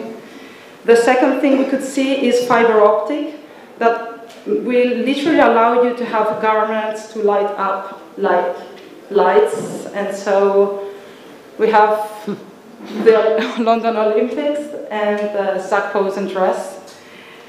What else is it new? Fabric that disintegrates with water, and we have the designer Hussein Shalayan that has been working with that.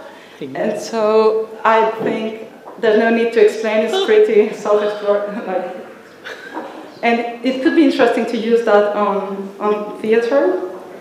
We have 3D printing and print objects that you can actually put on garments. And the one in the right also use robotics, that we're going to talk about it now. There's, of course, laser cutting to create weird shapes. And now there's these two new tendencies that are interesting, and it's the Intel-powered costumes or the robotics. And they're starting, so what is being done is maybe not so interesting, but the technology that is used is amazing. So the next dress I'm going to show, in my opinion, is horrible, but I love what they're using. So we're going to watch and then I'll explain. The dress has 40 Intel-powered butterflies that are used you can use it in two different ways. There's a remote control, or they can sense the proximity of someone and then start to fly and coming back to the dress.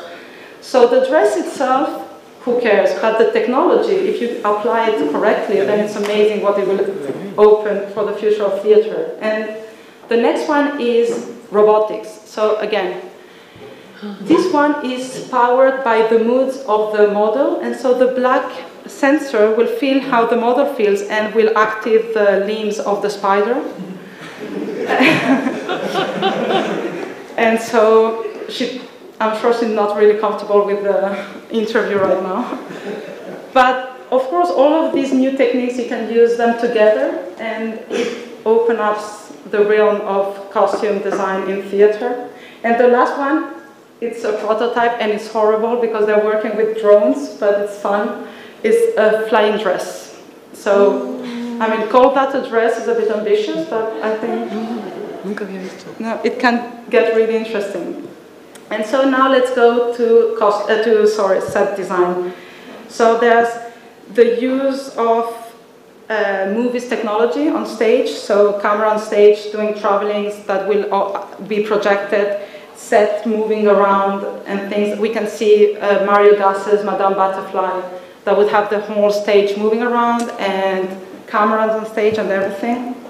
Another technology that we're using now is mapping, and so mapping 2D projection to create 3D illusions, and I think Robert Lepage is one of the main one using that. And after that, there's one that I think is fun, and it's the holograms. And so the example I have is Coachella is a concert of Tupac, who's been dead for a while now. And so they're reliving him with holograms to make him have a concert. And it's amazing because it depends on where you see it from. He really looks alive, like he really looks a real person. And after that, we're going to go back to the drones. And this is Cirque du Soleil that are using it to make a performance, a kind of a dance. And the last example is virtual reality or augmented reality. And the example I have here is from the Royal Shakespeare Company, but it's not working. Let me see if I manage to make it work. Can you help me? Okay. ¿Quieres utilizar este? We don't need to have the... Generally. Okay, we're going to see that for a while. Let's fix that in post. You can't do that yet. The avatar has to be set in post because that's the final product. What you can do is create the play with the tools that you have now, and what's delightful about this production is that we have pretty spectacular tools.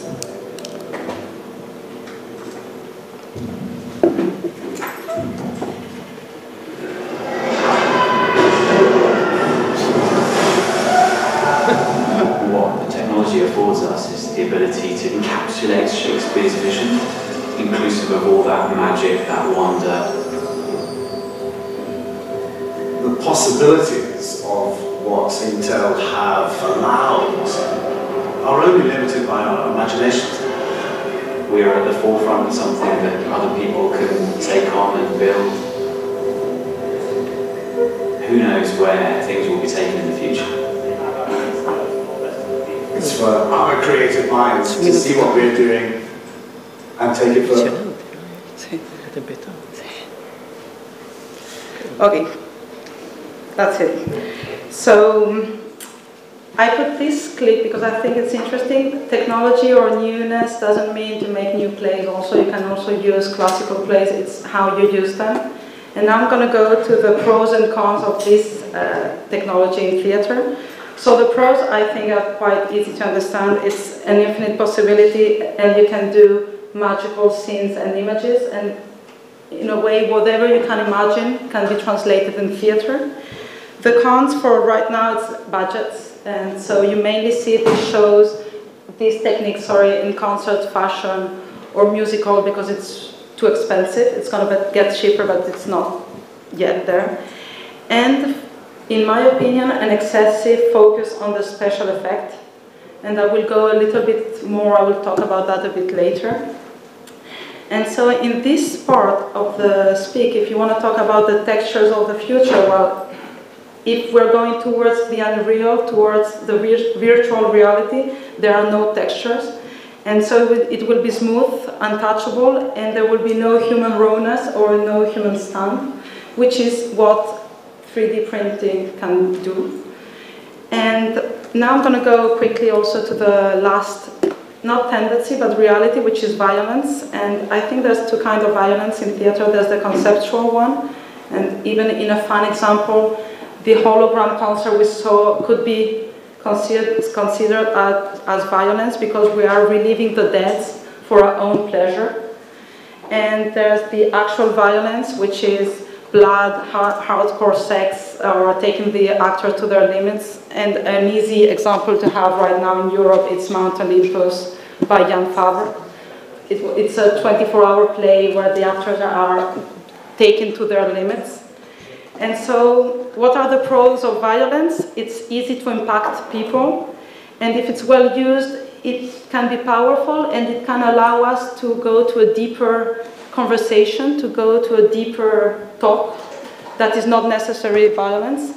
And the cons, in my point of view, is when it's not well used, it's just boring. Like, I get bored easily with sex or violence on stage for one main reason, because you know that they're actors, and so you know they're willing to go there, and so you lose all the adrenaline that a Roman circus could have with the gladiators and the animals. I mean, when you know it's a person choosing to do that, okay, so there's blood, there's sex, but after a while you're not participating, then it has nothing to do with you, so it can be boring. So now what I want to talk about is why do we have violence on stage? Why do we have this excess sometimes of technology on stage? And my theory, it's because there's a lack of stories. We don't really have things we want to say anymore. We don't really have a message we want to say anymore right now. And so the only thing we're doing is experimenting with boundaries and trying to push them further away every time. And what do I mean by that? The first thing is talk about Lyotard, Jean-François Lyotard, that predicted in 1979 that the big narratives would be gone. And what is a big narrative or a meta-narrative is a story about a story. It's the story that will take all the little story and create the big one. So religion, culture, philosophical movements, artistic movements are all meta-narratives.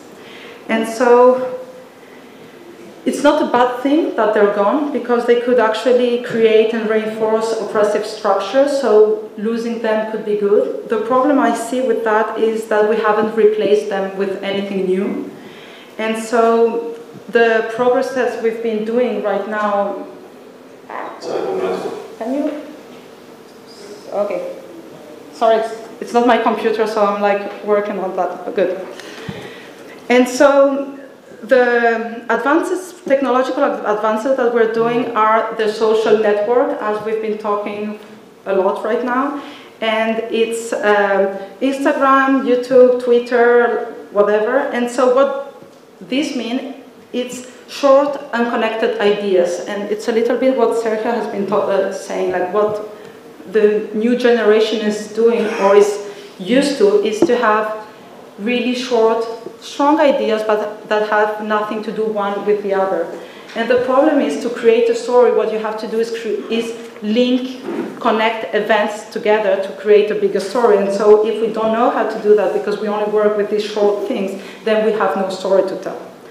And I will help myself with this quote of Douglas Rushkoff that said in 2013, the loss of big stories threatens our ability to make a meaning out of the infinity of small moments that comprises our lives.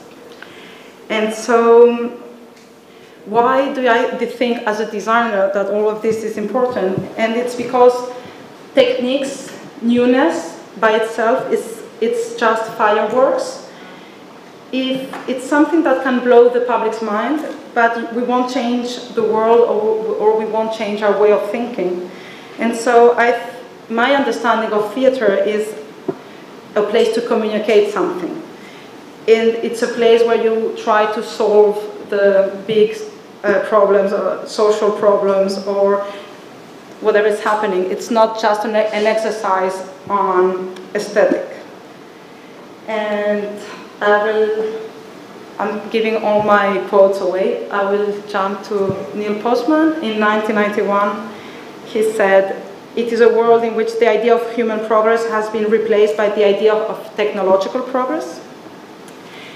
And so, once said that, I have to say, of course, I'm talking in a general social idea, but there are like people that are answering back. And in Italy, for example, there's the Teatro di Narrazione, or in French it's called like that, that are basically, they're inspired by Dario Fo, and it's basically people that have ripped off their plays from all kind of design, and so it's empty stage, dark clothes, the minimum light, and it's mainly monologues, and what they do, they just talk about the main topics they're interested in or what they think is important.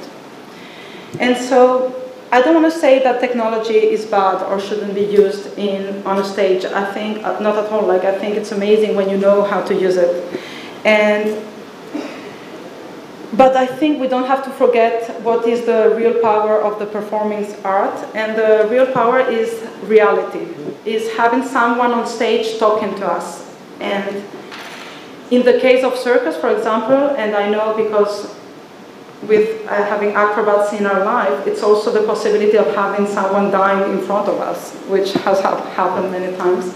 So what has theater compared to movies or something else is this reality, and there's actually an actor that can touch you, can throw something to you or do whatever, and we don't have to lose that. And I guess what I want to say is that we should go back to that reality and that realness, and not hide ourselves behind disguises or just technology. And as creators, we should find what is the truth we want to share and how we want to use technology to share this the best we can. And if sometimes not using technology is the best way to help the narrative, then we should go for it. because otherwise movies will win. And when you were saying that if there's no public theater is that it's actually the real issue that we're facing right now with the performing arts. And we cannot try to make a movie on stage because we'll never be able to do that, because we cannot delete what we don't want the public to see, or we cannot retake a scene or do a cut and paste. What is amazing with the theater is like every play will be different. There's an impossibility of doing twice the same play because there's going to be something different. And that's what we should work towards, and that's what we should never forget or keep in mind, is that in the performing arts, the human stamp is the best thing we can have and we can give. And so special effects, new technology, the alternative energies or seductive ideas like violence on stage are wonderful if you know how to use it. But don't forget that we're humans talking to humans. And so from my point of view, the future newness in design, it's not the technique, but it's the meaning of what you're designing and what you're trying to say. And I guess I went really fast, so between the two of us, we did the 40 minutes we had to do, so that's perfect. So anyway, I'm just gonna wrap it up quickly with a quote by Jean Rostand, which I love.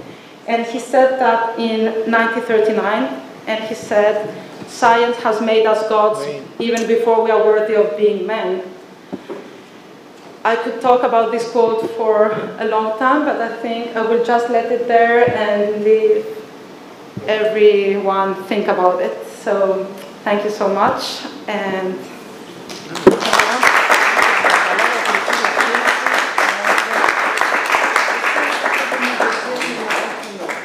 thank you, Liza. And it was very interesting for me when you were talking about the waste of energy, using too much energy. Because I was thinking, but theater is a waste of energy. The actor work is a waste of energy. If I have to save energy, I can't do theater. But it's an interesting thing. And personally, also, when I find this new theater with LED lights, I'm scared. We say, we are saving power, yes, but we are saving the creativity. It's that's interesting. And the other one is the thing of the violence. Personally, I see just as a shortcut. I want just to reach something immediately. I just want to enter in that fashionable theater. I want the critics to write it immediately and not spend 10 years in building my theatrical language and poetics. So, right. And another big question, when you were talking about big narratives and meta-narratives that were not replaced, it's not being replaced. Then I had something, a thought really scared me, and I started to think, maybe slowly, what if they have been replaced, but we are still not able to see them? Through the social media, through all this. It's a little bit scary thought, but it's...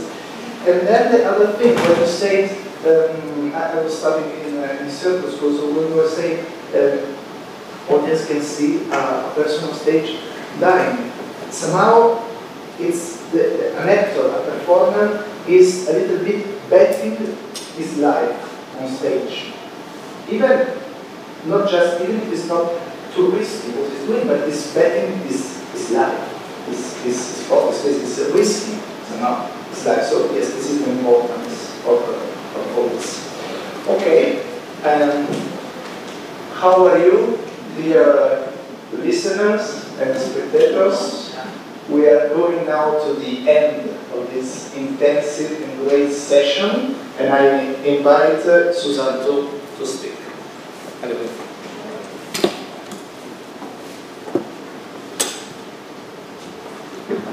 Thank you everybody, and thank you to N.S.D for this great opportunity to have a conversation with you.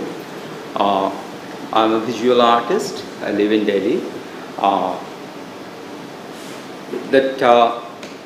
The last 2 days have seen extensive discussion on the objectives of narrative art, visual narrative, the tropes, scopes of newness, and finally ending with the future newness. To me, it is always future newness is a blurred hope. Future newness is in the land of future only. Nevertheless, to describe it, I have picked up these extracts from Sundar Saruki's, the professor of philosophy, one article published in journal titled Tilt, Pause, Shift, the Dance Ecology of India. Quote, fractionality of time, the chaos of the world around us, the technological landscape of today, all contributed to the erasure of an imagined future.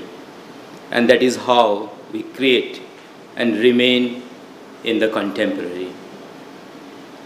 So, I'll show you few of my works. Only 3 works. I see that what I feel that the time goes on, and it actually makes yesterday, today, tomorrow, and so on. So it's almost like a running thread, and I feel that the newness and the metaphor of the newness is always replicated with fragility. So in my practice, that the fragility, in terms of fragility, comes with different medium. So one of my work,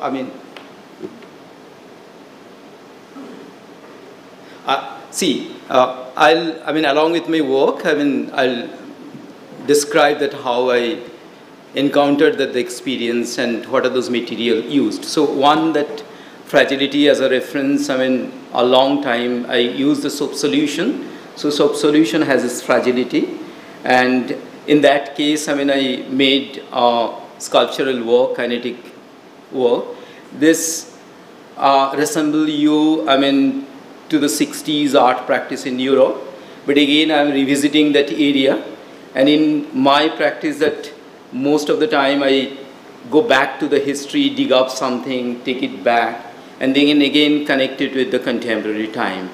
So, and what sort of language it creates, so that's my idea. It's always creates a kind of question to the viewer.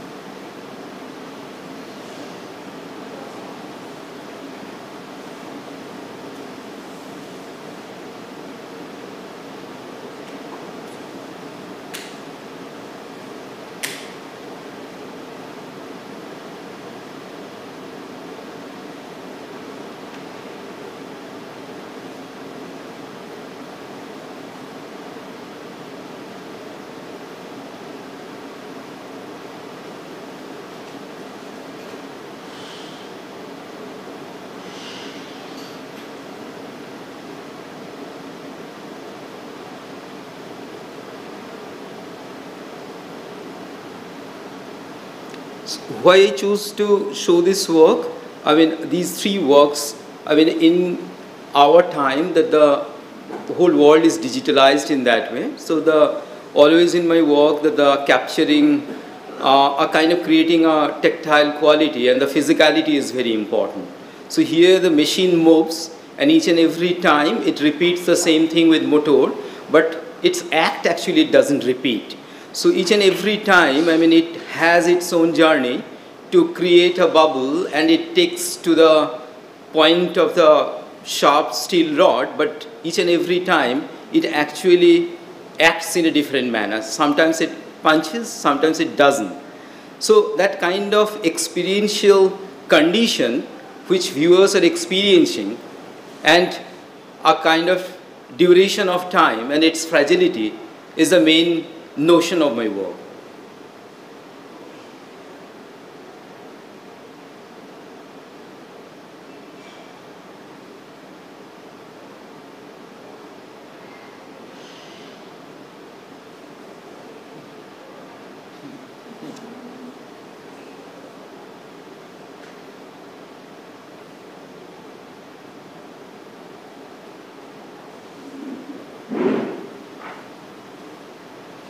Then I'll show you another work that it's called Nakar Ka Kameez.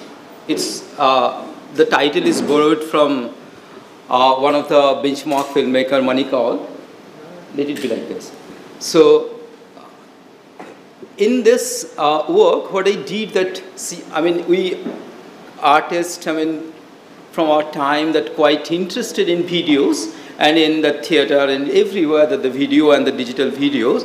So again, my intention is that go back to the ancient time, and during Victorian time, it was the most entertaining device. It was called magic lantern. So I picked up that magic lantern and took the physics of that thing. Then from that physics, actually, I created, I mean, I placed the few lenses, and then exactly I'm taking your thread in that way that we are burning so much energy for our theater and for our kinetic art. So my intention was that with one candle light, if there is no electricity, and if you are putting the slides, physical slides, and how it functions. So in my last show, actually, I made it a point that how less, I mean, electricity I can burn. So the whole show was running with only 100 volts bulbs consumption of the electricity for that work. So here, I mean, you can see it, I mean, you can see that few portraits I have taken. So I mean, each and every work and art is the way they experience the light. So it is portrayed in that way. So here that in my art lab that there was a peon assistant, so who worked for a long time, and then after his retirement that we are taking interviews, so few people came and went, that still process is on. So, and Nakar Ka Kameez, that the storyline is that it's almost like when you are putting on uniform, so the whole identity actually vanishes and the whole body becomes the inside of the identity, I mean uniform. So I played with that thing. So what happens that the previous Nakar, I mean the assistant, image is there, and along with that thing that the new people, those who came, when they actually enter and puts on that uniform, so it mingles up, but finally that shot matches very well, but the portrait doesn't match. So it always creates a kind of distortion. And in my work that viewers are always going through that the kind of interview, like you can also select a person, you can put it into that slide box and you can see it whether it fits well or not. So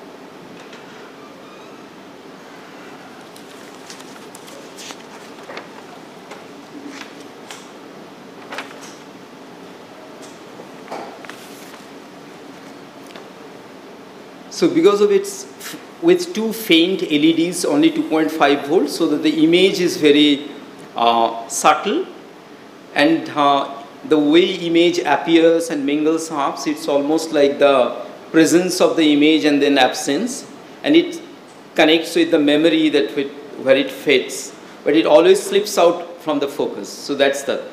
So the third work that what I thought that it will bring another fragility of the time and how it can be replicated. It was an collaborative work.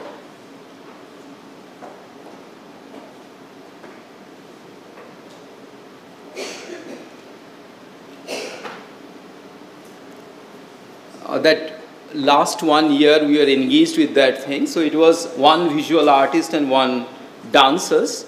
So it was interesting, and it was not in our hand why I am taking that reference. So it was commissioned by Devi Art Foundation and Gati Dance Forum. So they selected the dancers and they selected the visual artists, but we didn't have that scope to, I mean, we didn't know each other before the production. So, neither I was familiar with Rajeshri's work and she was not familiar with my work. So we thought that how it will work. So then we started chatting, and then it started like almost like accidental, that how you work, what are those thought processes. So then that, I came from the painting background, and in India, you know that when you are joining in college, you are applying for the painting. That means you have to continue with the painting for 5 years. So, and that is the way actually I got degree from the college, and after college, I never did any painting. So then I got interested about movement, and then how movement occurs. And then I got, few books from IIT's professor, so it was really Bible to me. And there actually the descriptions was that we picked up 3, there were 1,000, illustrations along with the descriptions. So from there we picked up 3 diagrams. So one is that talking about straight line movement, one is that talking about diagonal movement, and one is that the hyperbola one. So these 3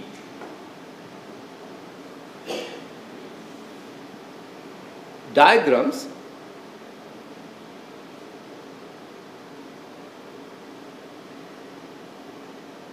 actually made our audio path. And along with that thing, then when we started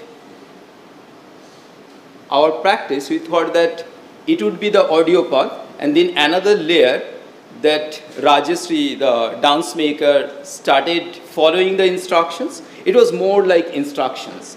So following the instructions, and then it was actually slipping out from the instructions.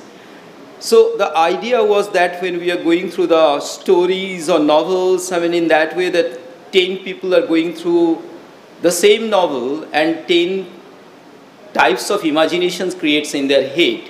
So it was like that idea that these descriptions actually create different kind of image in their head, and then seeing the performance through a different perspective. So it creates a different layer in that way. So I don't know how much, it actually happened, but you people can take a look. So I'm showing few of the extracts.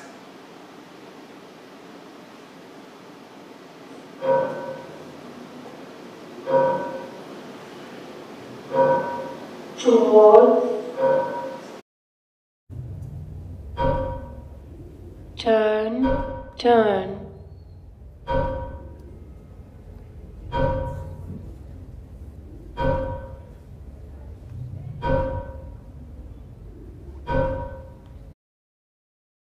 And then with few repetitions,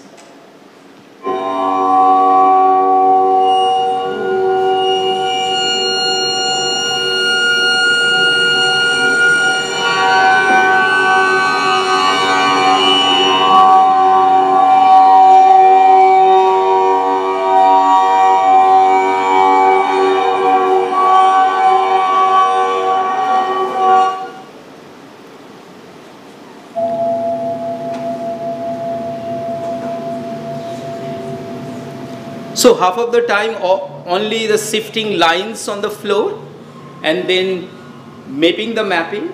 So it actually, our idea was that it will actually feed the viewer's mind with the maps, and of course imagine maps. And finally, this abstract mapping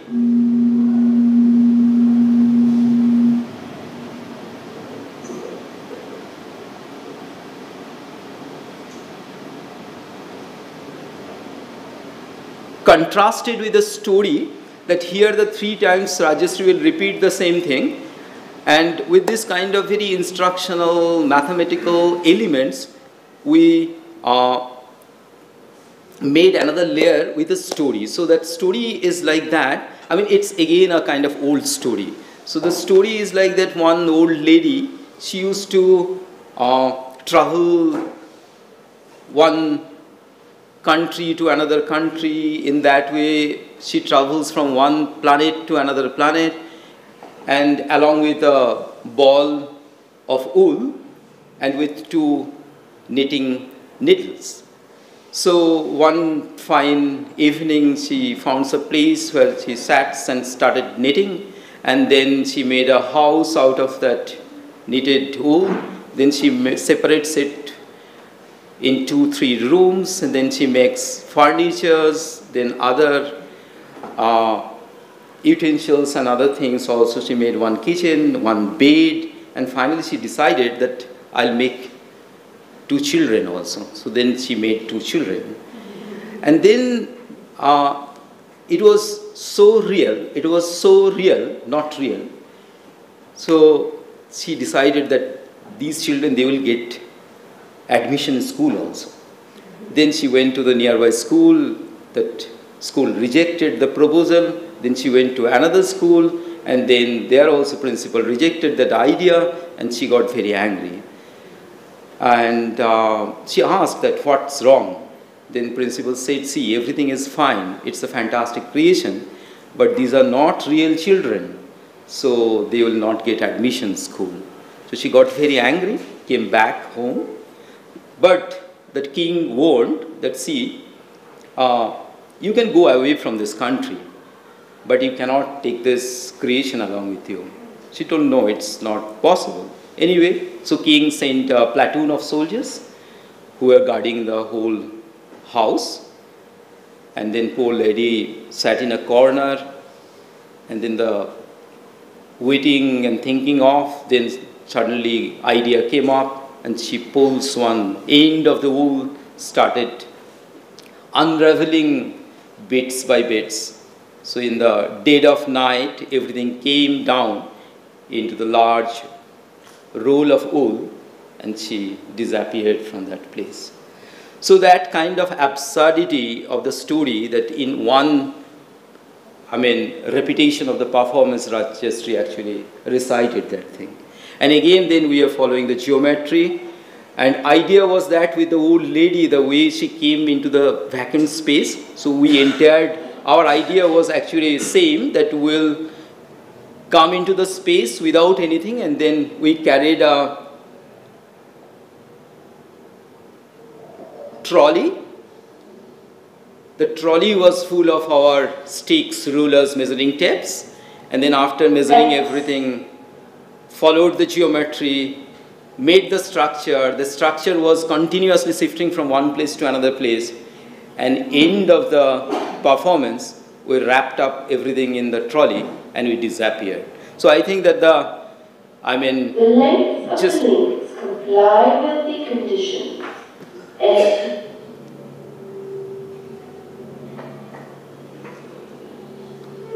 That's the way that the whole thing occurred, and then finally BC intersects X at its center. We come down to the third geometry, the diagram, where it repeats the hyperbola and lemniscatoids. So that's the description, and it ends. Down on a shallow diagonal and joins to point D. Figure ABCD is a crossed crank linkage. Now stay with this figure and try to further visualize this.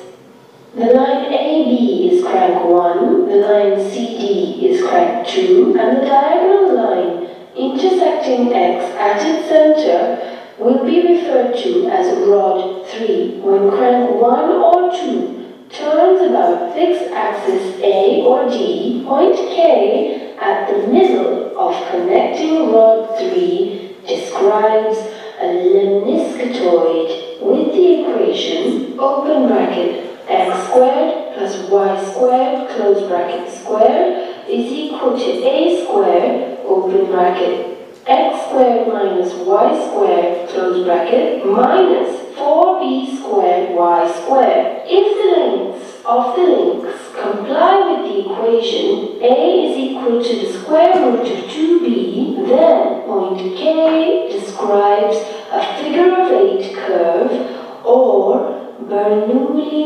lemniscate, a bit like an infinity symbol.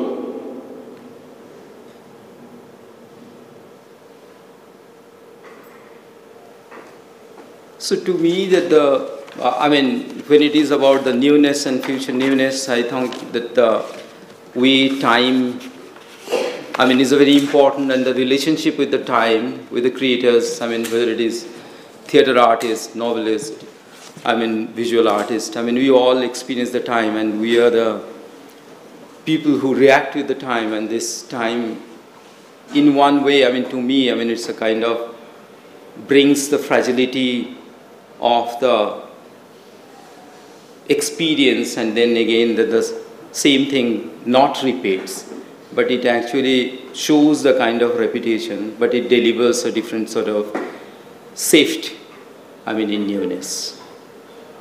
That's it.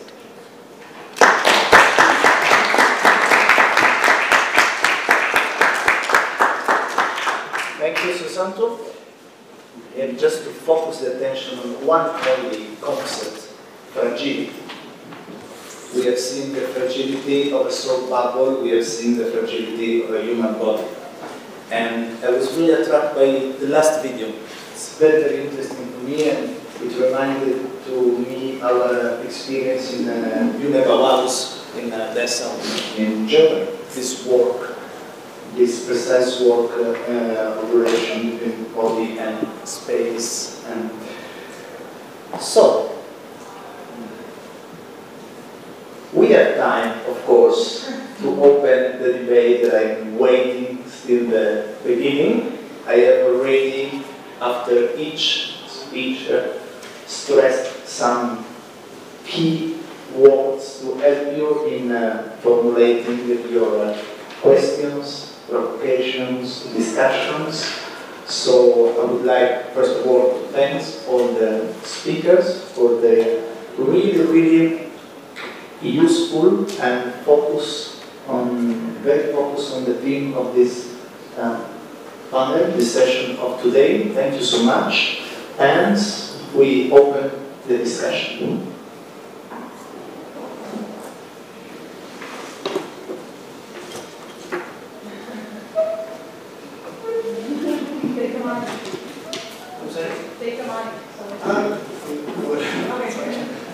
Okay, I have a lot of questions after everyone, but we didn't take them, so I kind of mold everything into one thing, and it's not so much as a question as it's a kind of a plea of help to everyone, to all the artists, to everyone here, at a very personal level. We saw images. The first people talked about Newness. After that, we saw images of the movie where her eyes were slashed. So I was reminded of the earlier scene.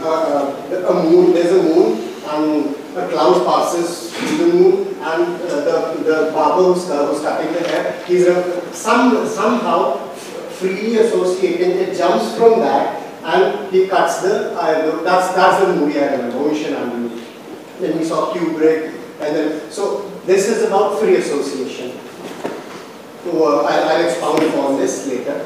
The first speaker talked about newness. So, as somebody who's just learning this trait right now, who wants to learn something and who's looking to, eventually probably decide what he wants to do.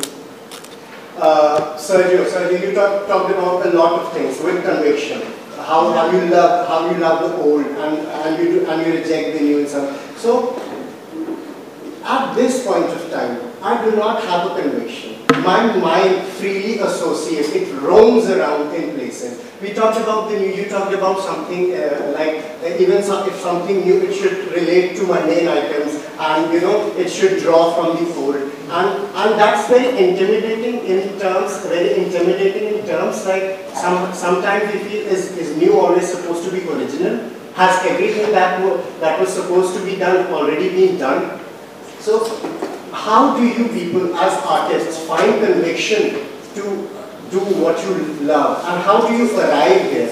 And there's this intimidating factor of this newness, of finding originality. Does this ever go away, or this free association of intimidating by there's so much to read, there's so much to find out, there's so much to explore? Does this ever go away? Can we ever sort this out? So I'm sorry, it's not a very coherent question. It's just a very jumbled up question, but it's much like my state of mind. So I'm sorry. It's a question not only addressed to Sergio, who you mentioned, but to every speaker. Okay. You could just talk about your journey. How did you find your fascination? How did you get there? How did you find your conviction? Like he was convicted. He was fascinated by gaze. He was fascinated by gaze. I took your workshop. You were fascinated by physical theatre. You were fascinated by technologies and the risks it brings to our phones. So, what a freely associating mind? Where does it go? I want to start by walking the path. Like, I'm maybe the younger here, but I think that everyone has started at some point, and you start walking, and then you start having things that are interesting you, and you study over there. If you want, from the beginning, go to the end and build the house from the roof, you will never manage to do it, so don't get overwhelmed. Start doing your shit, and the first place or whatever going to be bad, and then you're going to learn, and you're going to be interested in one thing. And so, if you're saying that she was interested in the gaze, you also that doesn't come from one day to the other. You don't wake up saying the gaze is the reason of life. You just start working on something. And so just do whatever you like. So just grab an instinct and go with it. Yeah, and it's going to be bad at the beginning, but that's part of the process and it's fun. Right. Oui. Je trouve que c'est très bien ce qui t'arrive. I think what's happening to you is very interesting. Sinon, ça n'a pas d'intérêt, tout ça. Otherwise, everything is very boring. Et moi, je revendique la confusion, être perdu. I think confusion is good. It must happen. Being lost is good. Et c'est frapper contre, comme dit Marguerite Duras, c'est une mouche qui se frappe contre un verre, la création. Creation is like, as Marguerite Duras says, it's a fly banging against a glass, a window. Et il y a... tu parlais que j'ai une conviction, je dis toujours que je n'ai pas de conviction. You said I had a conviction, but in fact I always say I don't have any convictions. J'ai l'enthousiasme, je ne sais pas que ça existe. I'm enthusiastic. Et l'enthousiasme, c'est un mot grec qui veut dire être rempli des dieux. And enthusiasm is a Greek word which means to be filled with God. C'est pour ça que j'ai l'enthousiasme aussi d'être en Inde, où il y a autant de dieux. Je vais passer d'une religion où il y a un dieu à une autre où il n'y a presque pas.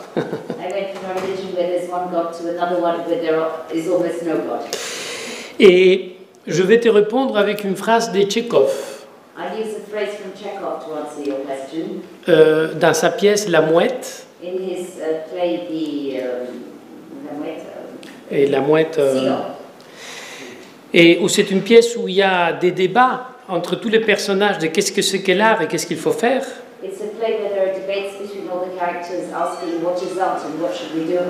Il y a surtout un débat entre Trigorine et Treplev. Trigorine, il a mon âge. Treplev, il a ton âge. Et tu ressembles beaucoup à l'idée que j'imagine de Treplev. And you look very much like the idea I have of Treplev. Et à la fin de la pièce, tous les deux ils sont perdus. And at the end of the performance, both of them are lost. Trigorine s'en va. Trigorine leaves. Treplev se tue. Treplev kills himself. Mais il y a Nina, But there's Nina, qui est très jeune, who's very young, et qui dit « J'ai compris une chose. and who says, I've understood something. Dans la création, In creation, il faut souffrir et porter sa croix. you have to suffer and to bear your cross. C'est un chemin où on est seul, It's a path that you're alone on, mais il faut toujours croire à quelque chose. but you must continue to believe in something. Et pour moi, c'est la définition la plus belle de la recherche dans l'art. And for me, that's the most beautiful of a search for art. C'est une croix qu'on porte tout seul, et c'est très bien ce qui t'arrive. Ne te tue pas. It's a cross that we bear alone, and what's happening to you is wonderful, but don't kill yourself. Exactly.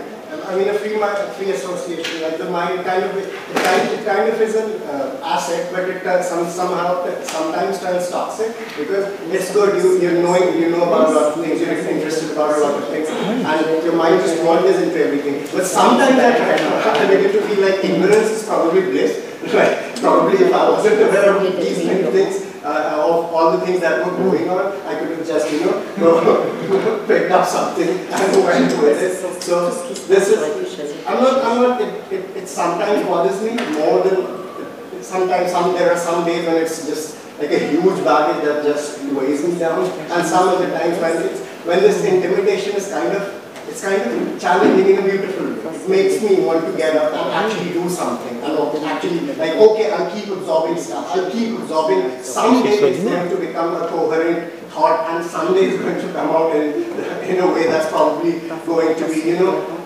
understandable by a lot of people. And what I'm trying to say is actually coherent. Thank you for this. Thank you for that. I would like to ask a small question here. Yeah, since Sergio is a playwright and he has a lot of insight to the external, the stage, and from the outside, how does the newness of the inside of an actor affect him?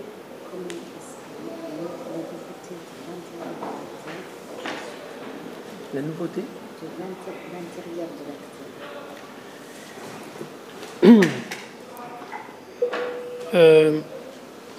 C'est une question très difficile. Et ça exige beaucoup de... Je devrais beaucoup réfléchir pour répondre à ça. Je pourrais te répondre avec un laboratoire. On devrait travailler et chercher ensemble parce que c'est une question qui exige la pratique. Answer you once I've worked in a laboratory, because it's a question that actually requires exploration and practice together maybe. Mais pour faire court, But to give you a short answer, dans ma poétique, in my poetry, parce que je n'ai pas des méthodes ni des techniques, because I have neither methods nor techniques, j'ai horreur de ça. I hate that. Dans ma poétique, qui change tout le temps et qui varie tous les jours, In my ever-changing poetry that goes very fast and is different every day, je ne travaille qu'avec l'intérieur des acteurs avec qui je suis. I only work with the internal part of the actors I'm working with, Et jamais avec l'intérieur des personnages. and never with the interior of the characters, Parce que le personnage n'existe pas. because the character doesn't exist.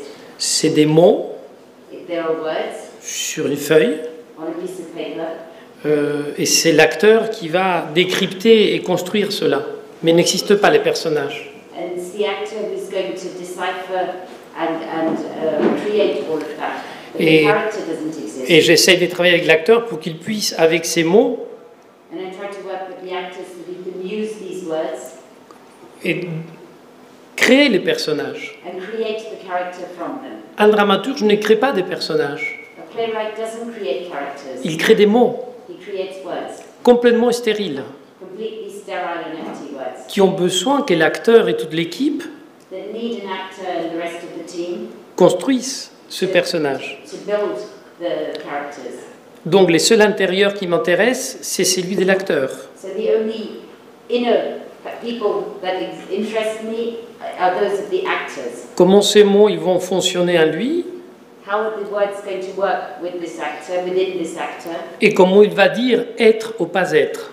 and how he's going to say to be or not to be. Mais il a besoin de ces mots pour arriver au personnage. But he needs the words to create the character. Parce que ce n'est pas Hamlet qui dit être ou pas être. Because it's not Hamlet who says to be or not to be. C'est être ou pas être qui dit Hamlet. It's to be or not to be that says Hamlet. Et c'est ces voyages-là que j'essaye de faire toujours avec mes comédiens et mes comédiennes. And it's this journey that I try to go on with my actors, both male and female. Mais c'est eux qui le font. Le travail du metteur en scène, pour moi, c'est que regarder.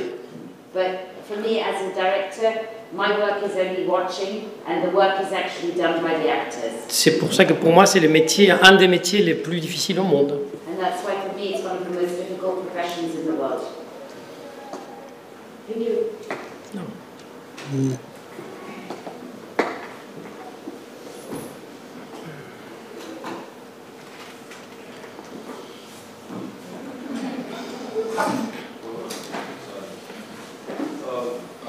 I'm Sarthak, a second year student from National School of Drama. Had 2-3 doubts because we have been recently attending different sessions, different talks coming up. A bit mind-boggling, like a friend says.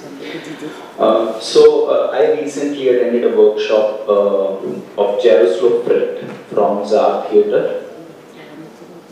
He says repetition is no word in his vocabulary.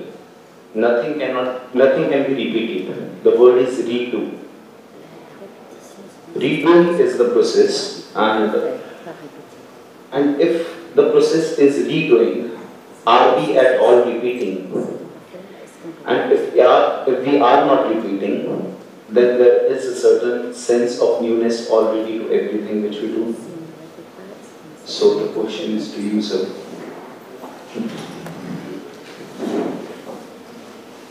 Yeah, sorry, I would like to add another thing to it, which comes from Freud somewhere.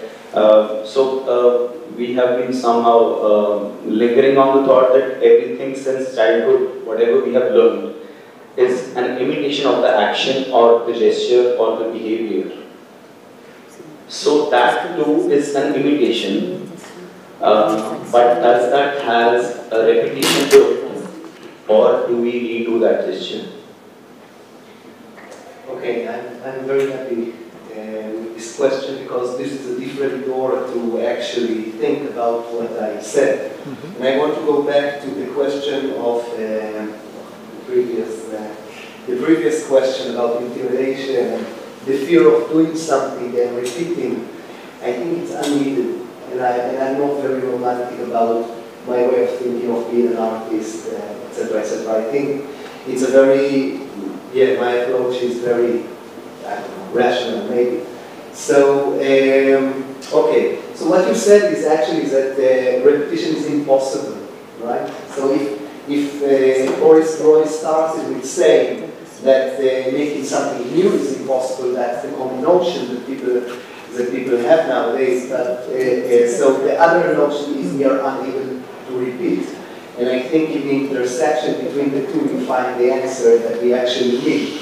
So first of all, my first suggestion is to ignore review, to ignore all those questions. It's not relevant at all. It is not relevant because automatically when you're looking for meaning, and even when you are imitating, you're not imitating. The only question is a question of content and of quality of what you do. So if you repeat, so usually you're doing something which is not worthy of the original. So you are unable to la repeat. repetición es There is una no palabra repetition. fea, ¿no? No No hay repetición, hay siempre lindo eso, está bien, hacer nuevamente, nuevamente. ok, claro.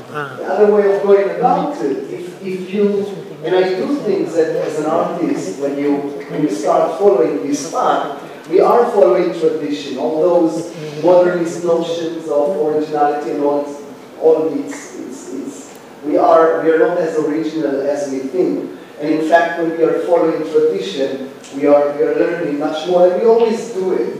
We always follow a tradition. We are not creating our I don't know, disturbed soul and all that. I don't believe in these kind of things. So yeah, coming back again to the solution which actually you gave. Yes, we are unable to imitate, and when we do something, there is necessarily something original which takes place, which is happening with that. So by following the tradition, in fact, and by following the tradition well, by understanding what other artists did before us, and when we are coming to do something while studying from them, so we are able to create something which is not a copy. If we do it well, it's not a copy.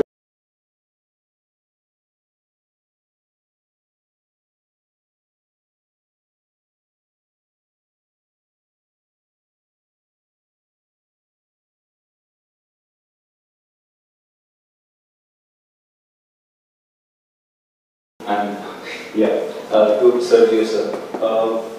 I'm very new to the idea of panoptic in the sense the way Bentham talks about it or Foucault talks about it or the ways of seeing.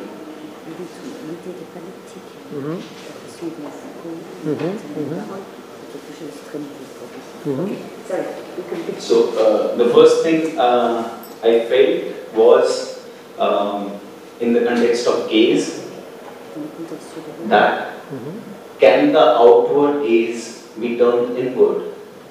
Does the eyeball rotate the other way around?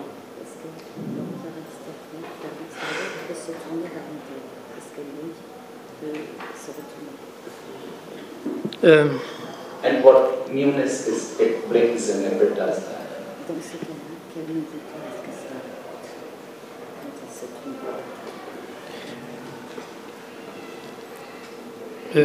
Oui, ben justement,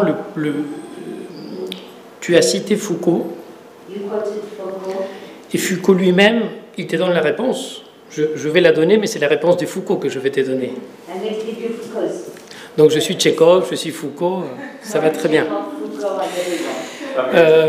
Foucault, il dit que le risque d'un regard panoptique sur soi, Foucault says that the danger of a gaze onto yourself, on finit par déclencher soi-même un regard panoptique sur soi-même. We end up sparking off a panoptic gaze towards ourselves. Et que c'est très dangereux. And it's very dangerous. Et c'est pour ça qu'elle dit qu'il y a 3 systèmes panoptiques qui créent la société au XXe siècle. And that's why he says there are 3 panoptic systems that create the 20th century society. Comme système de contrôle, As a system of control, où la personne, à force d'être observée, where from being watched, commence à devenir policier de lui-même. the person becomes a guardian, a barrier, a policeman.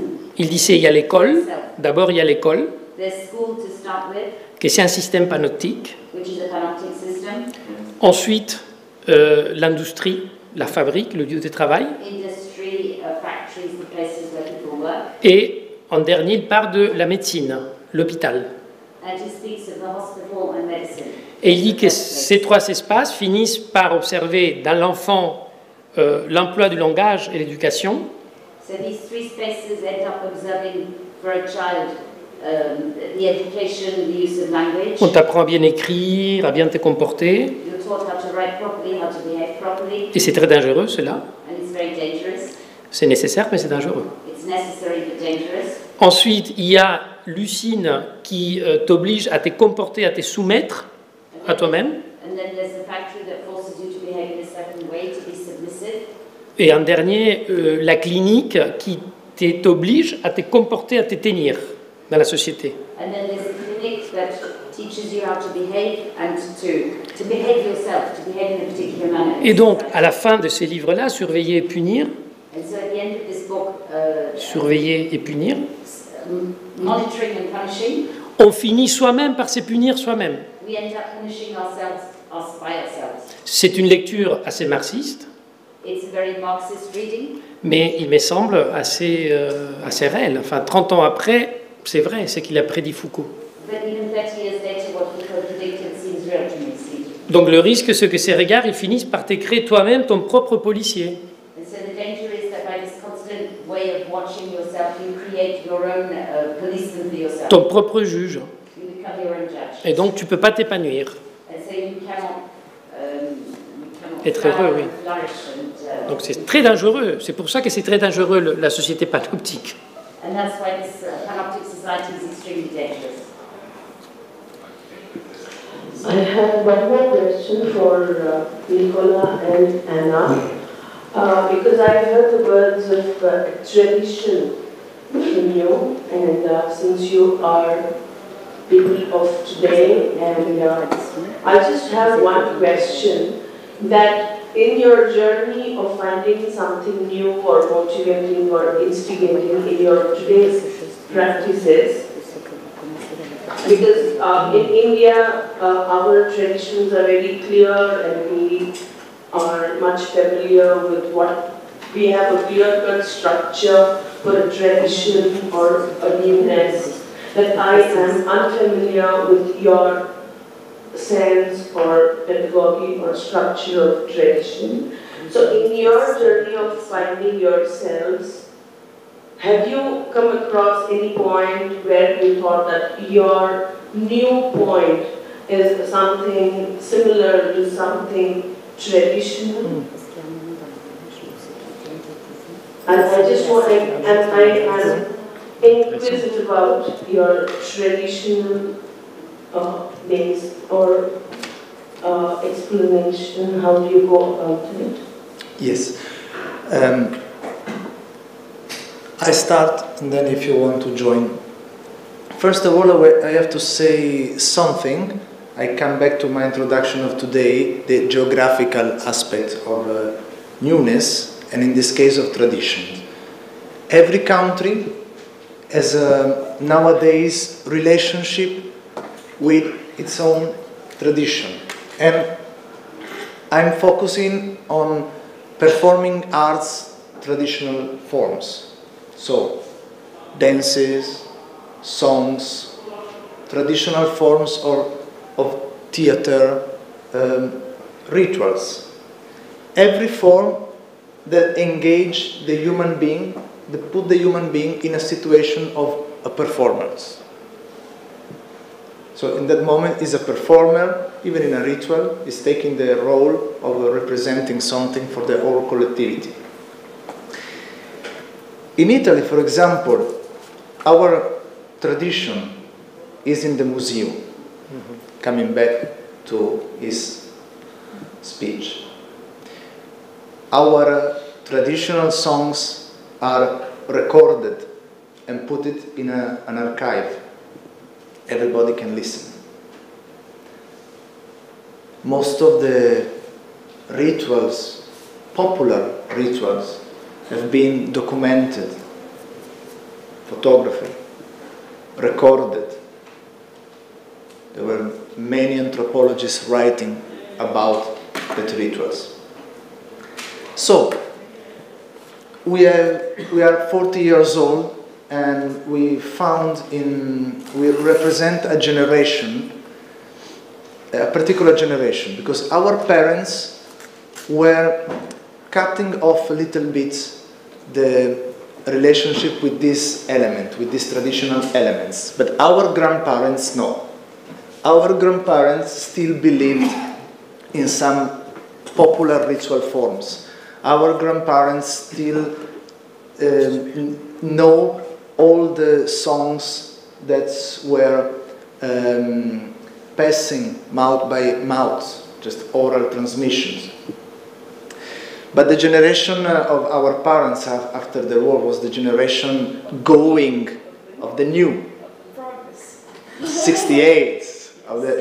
They were going towards something new. So, in a moment of our theater journey, we felt our grandparents were about to die. They died one by one. So we felt we lost this particular bond with that culture, that enormous knowledge. And we started the project Rex of Memory to investigate it and to try to catch from the traditional performing arts forms, first of all, some useful tools for the performers nowadays. When I was saying, you have to act and you have to feel that your past is behind you. And second, this provocation was launched to us by a very modern institution. Bühne Bauhaus in Dessau in Germany was launching the provocation, the theme updating modernism. So we transferred that provocation in updating tradition. And so we reworked many elements using the contemporary arts means forms, which some years ago were video, projections, electronic music, and so on. So we were reworking these elements. But in many countries we have been, like Korea and India as well. In Korea, for example, they cut completely the bond with the tradition. They were studying in the school traditional performing arts forms, but it's completely different. If they propose it in the theater, they propose exactly the forms like it is, but they start to mix it with some silly TV shows and so on, because Korea was growing too fast.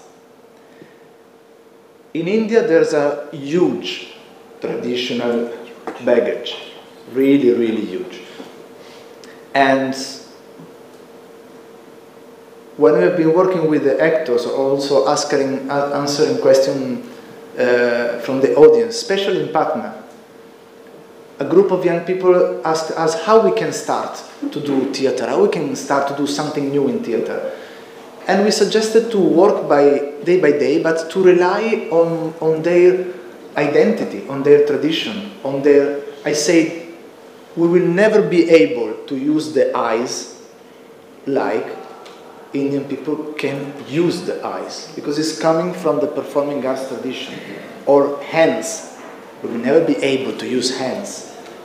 So, in the short fragments we saw today, I was doing one of my research action where I'm exploring the impulses of the body, and I'm deconstructing a poem of Pascoli and adding one word corresponding to the different impulses and rebuilding the poem through the body. I did this action together with this dancer, Anuradha, who is a Bharatanatyam dancer, who was following the suggestion of Anadora and using the same words of Pascoli poem, but using Bharatanatyam forms and mudra to create this dialogue. So, how we can use this tool to go in the contemporary era, to not start from nothing, to place something in the tradition at the beginning, like the introduction of the entire session yesterday was suggesting. And also, our tradition as Occidental people is also all the tradition of our performing arts, and so our dramaturgy that is very important, is a very big part of our tradition. So I think we are in a different time, So because we are the old, of course, and then we have a different relation with our tradition, and maybe some other country are the new, and never stopped with the relation with the tradition. As here in India, the tradition is alive. Is now visible. So I think this is the big difference, and to understand this difference can be a very it could be a challenge. A very big challenge.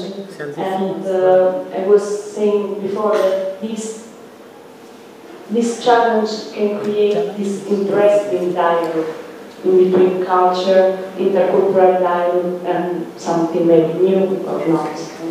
The first time we came to N.S.D, we have been so lucky to assist the class. They were rehearsing a traditional drama, the students. It was fascinating for me, because I could see the same students attending our workshop. They could see they were absorbing, like sponges, forms. And these forms are synthesizing many elements of the theater anthropology, like oppositions, like balance, like equivalence, like many things. It's how to I embody an alphabet that belongs to my tradition. And I just make the last example to let everybody understand. In Made in Ilva, there's a part we saw in the video also yesterday where I'm falling to the floor and I'm shaking my body on the floor with a video projection. It seems very contemporary movement with video sounds, electronic music and so on, but actually it comes from a ritual in South Italy, which is the tarantism, when they believe that the women working in the fields were beaten from tarantula spider and they start to dance. And so the musicians were playing to cure this hysteria, form of hysteria. So in a contemporary way, it was translated, not women working in the fields, but the men working in the factory nowadays. So there always a fragile and delicate link to something that belonged to our past. And I think it was very good, Sergio's speech, because it started really from the real beginning. So can I help you? One last question.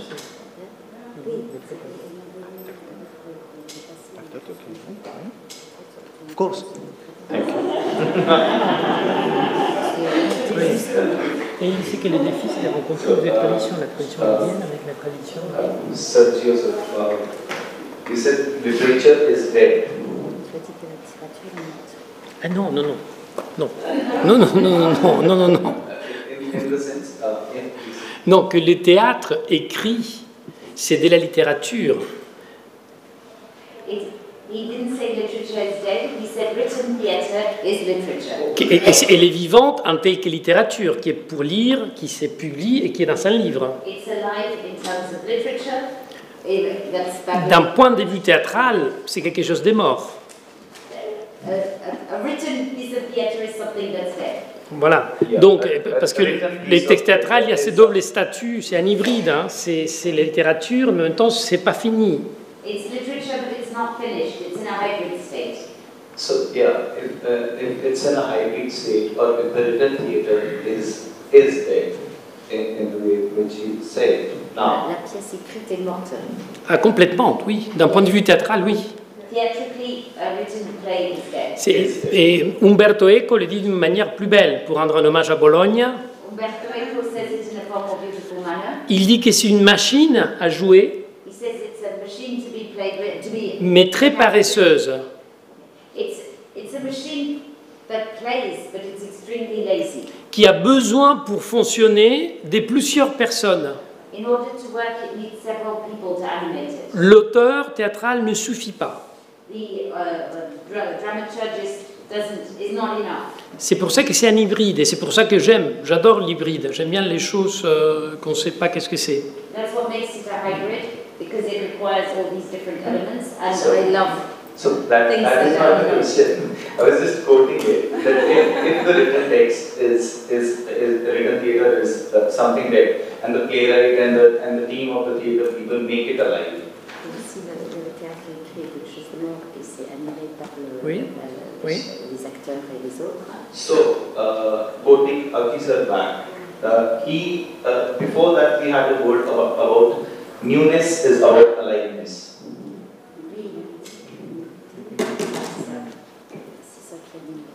Mm-hmm. So, if the literature, the written is dead, and we have the eyes, we have the gaze to make it alive.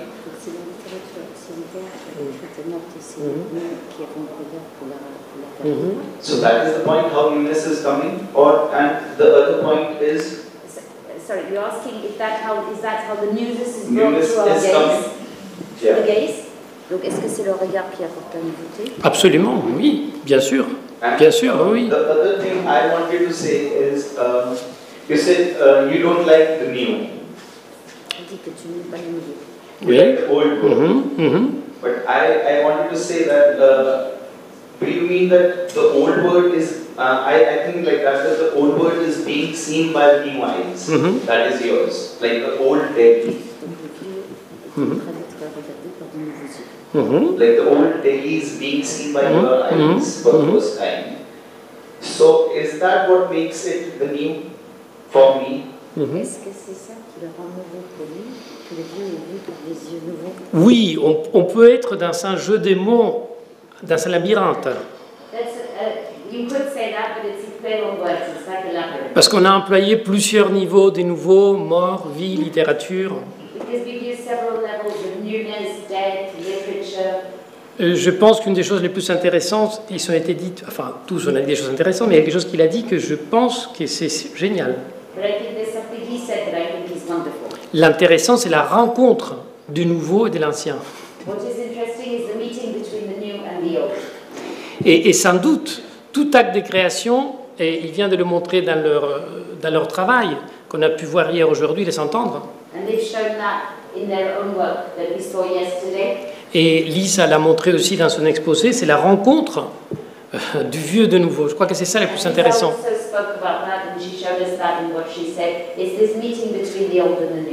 Après, comme je sais que je vais travailler avec lui pendant 2 jours, je pourrai rentrer plus en profondeur.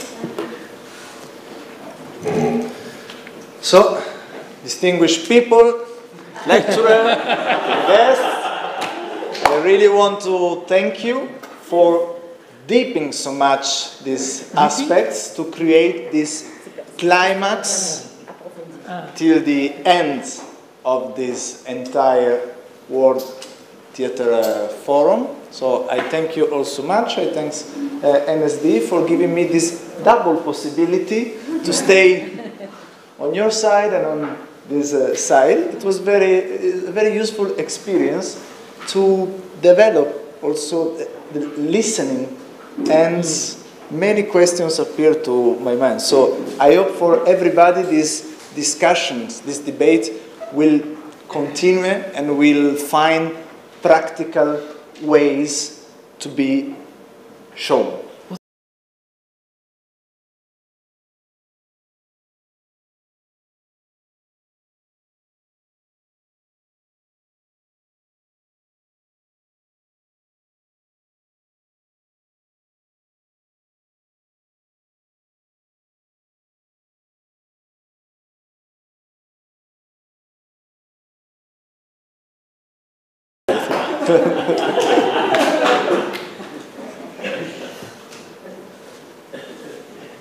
Thank you so much, all the speakers and the people who are listening. And I must thank all the speakers individually, and I'm also thankful to Renuka ji.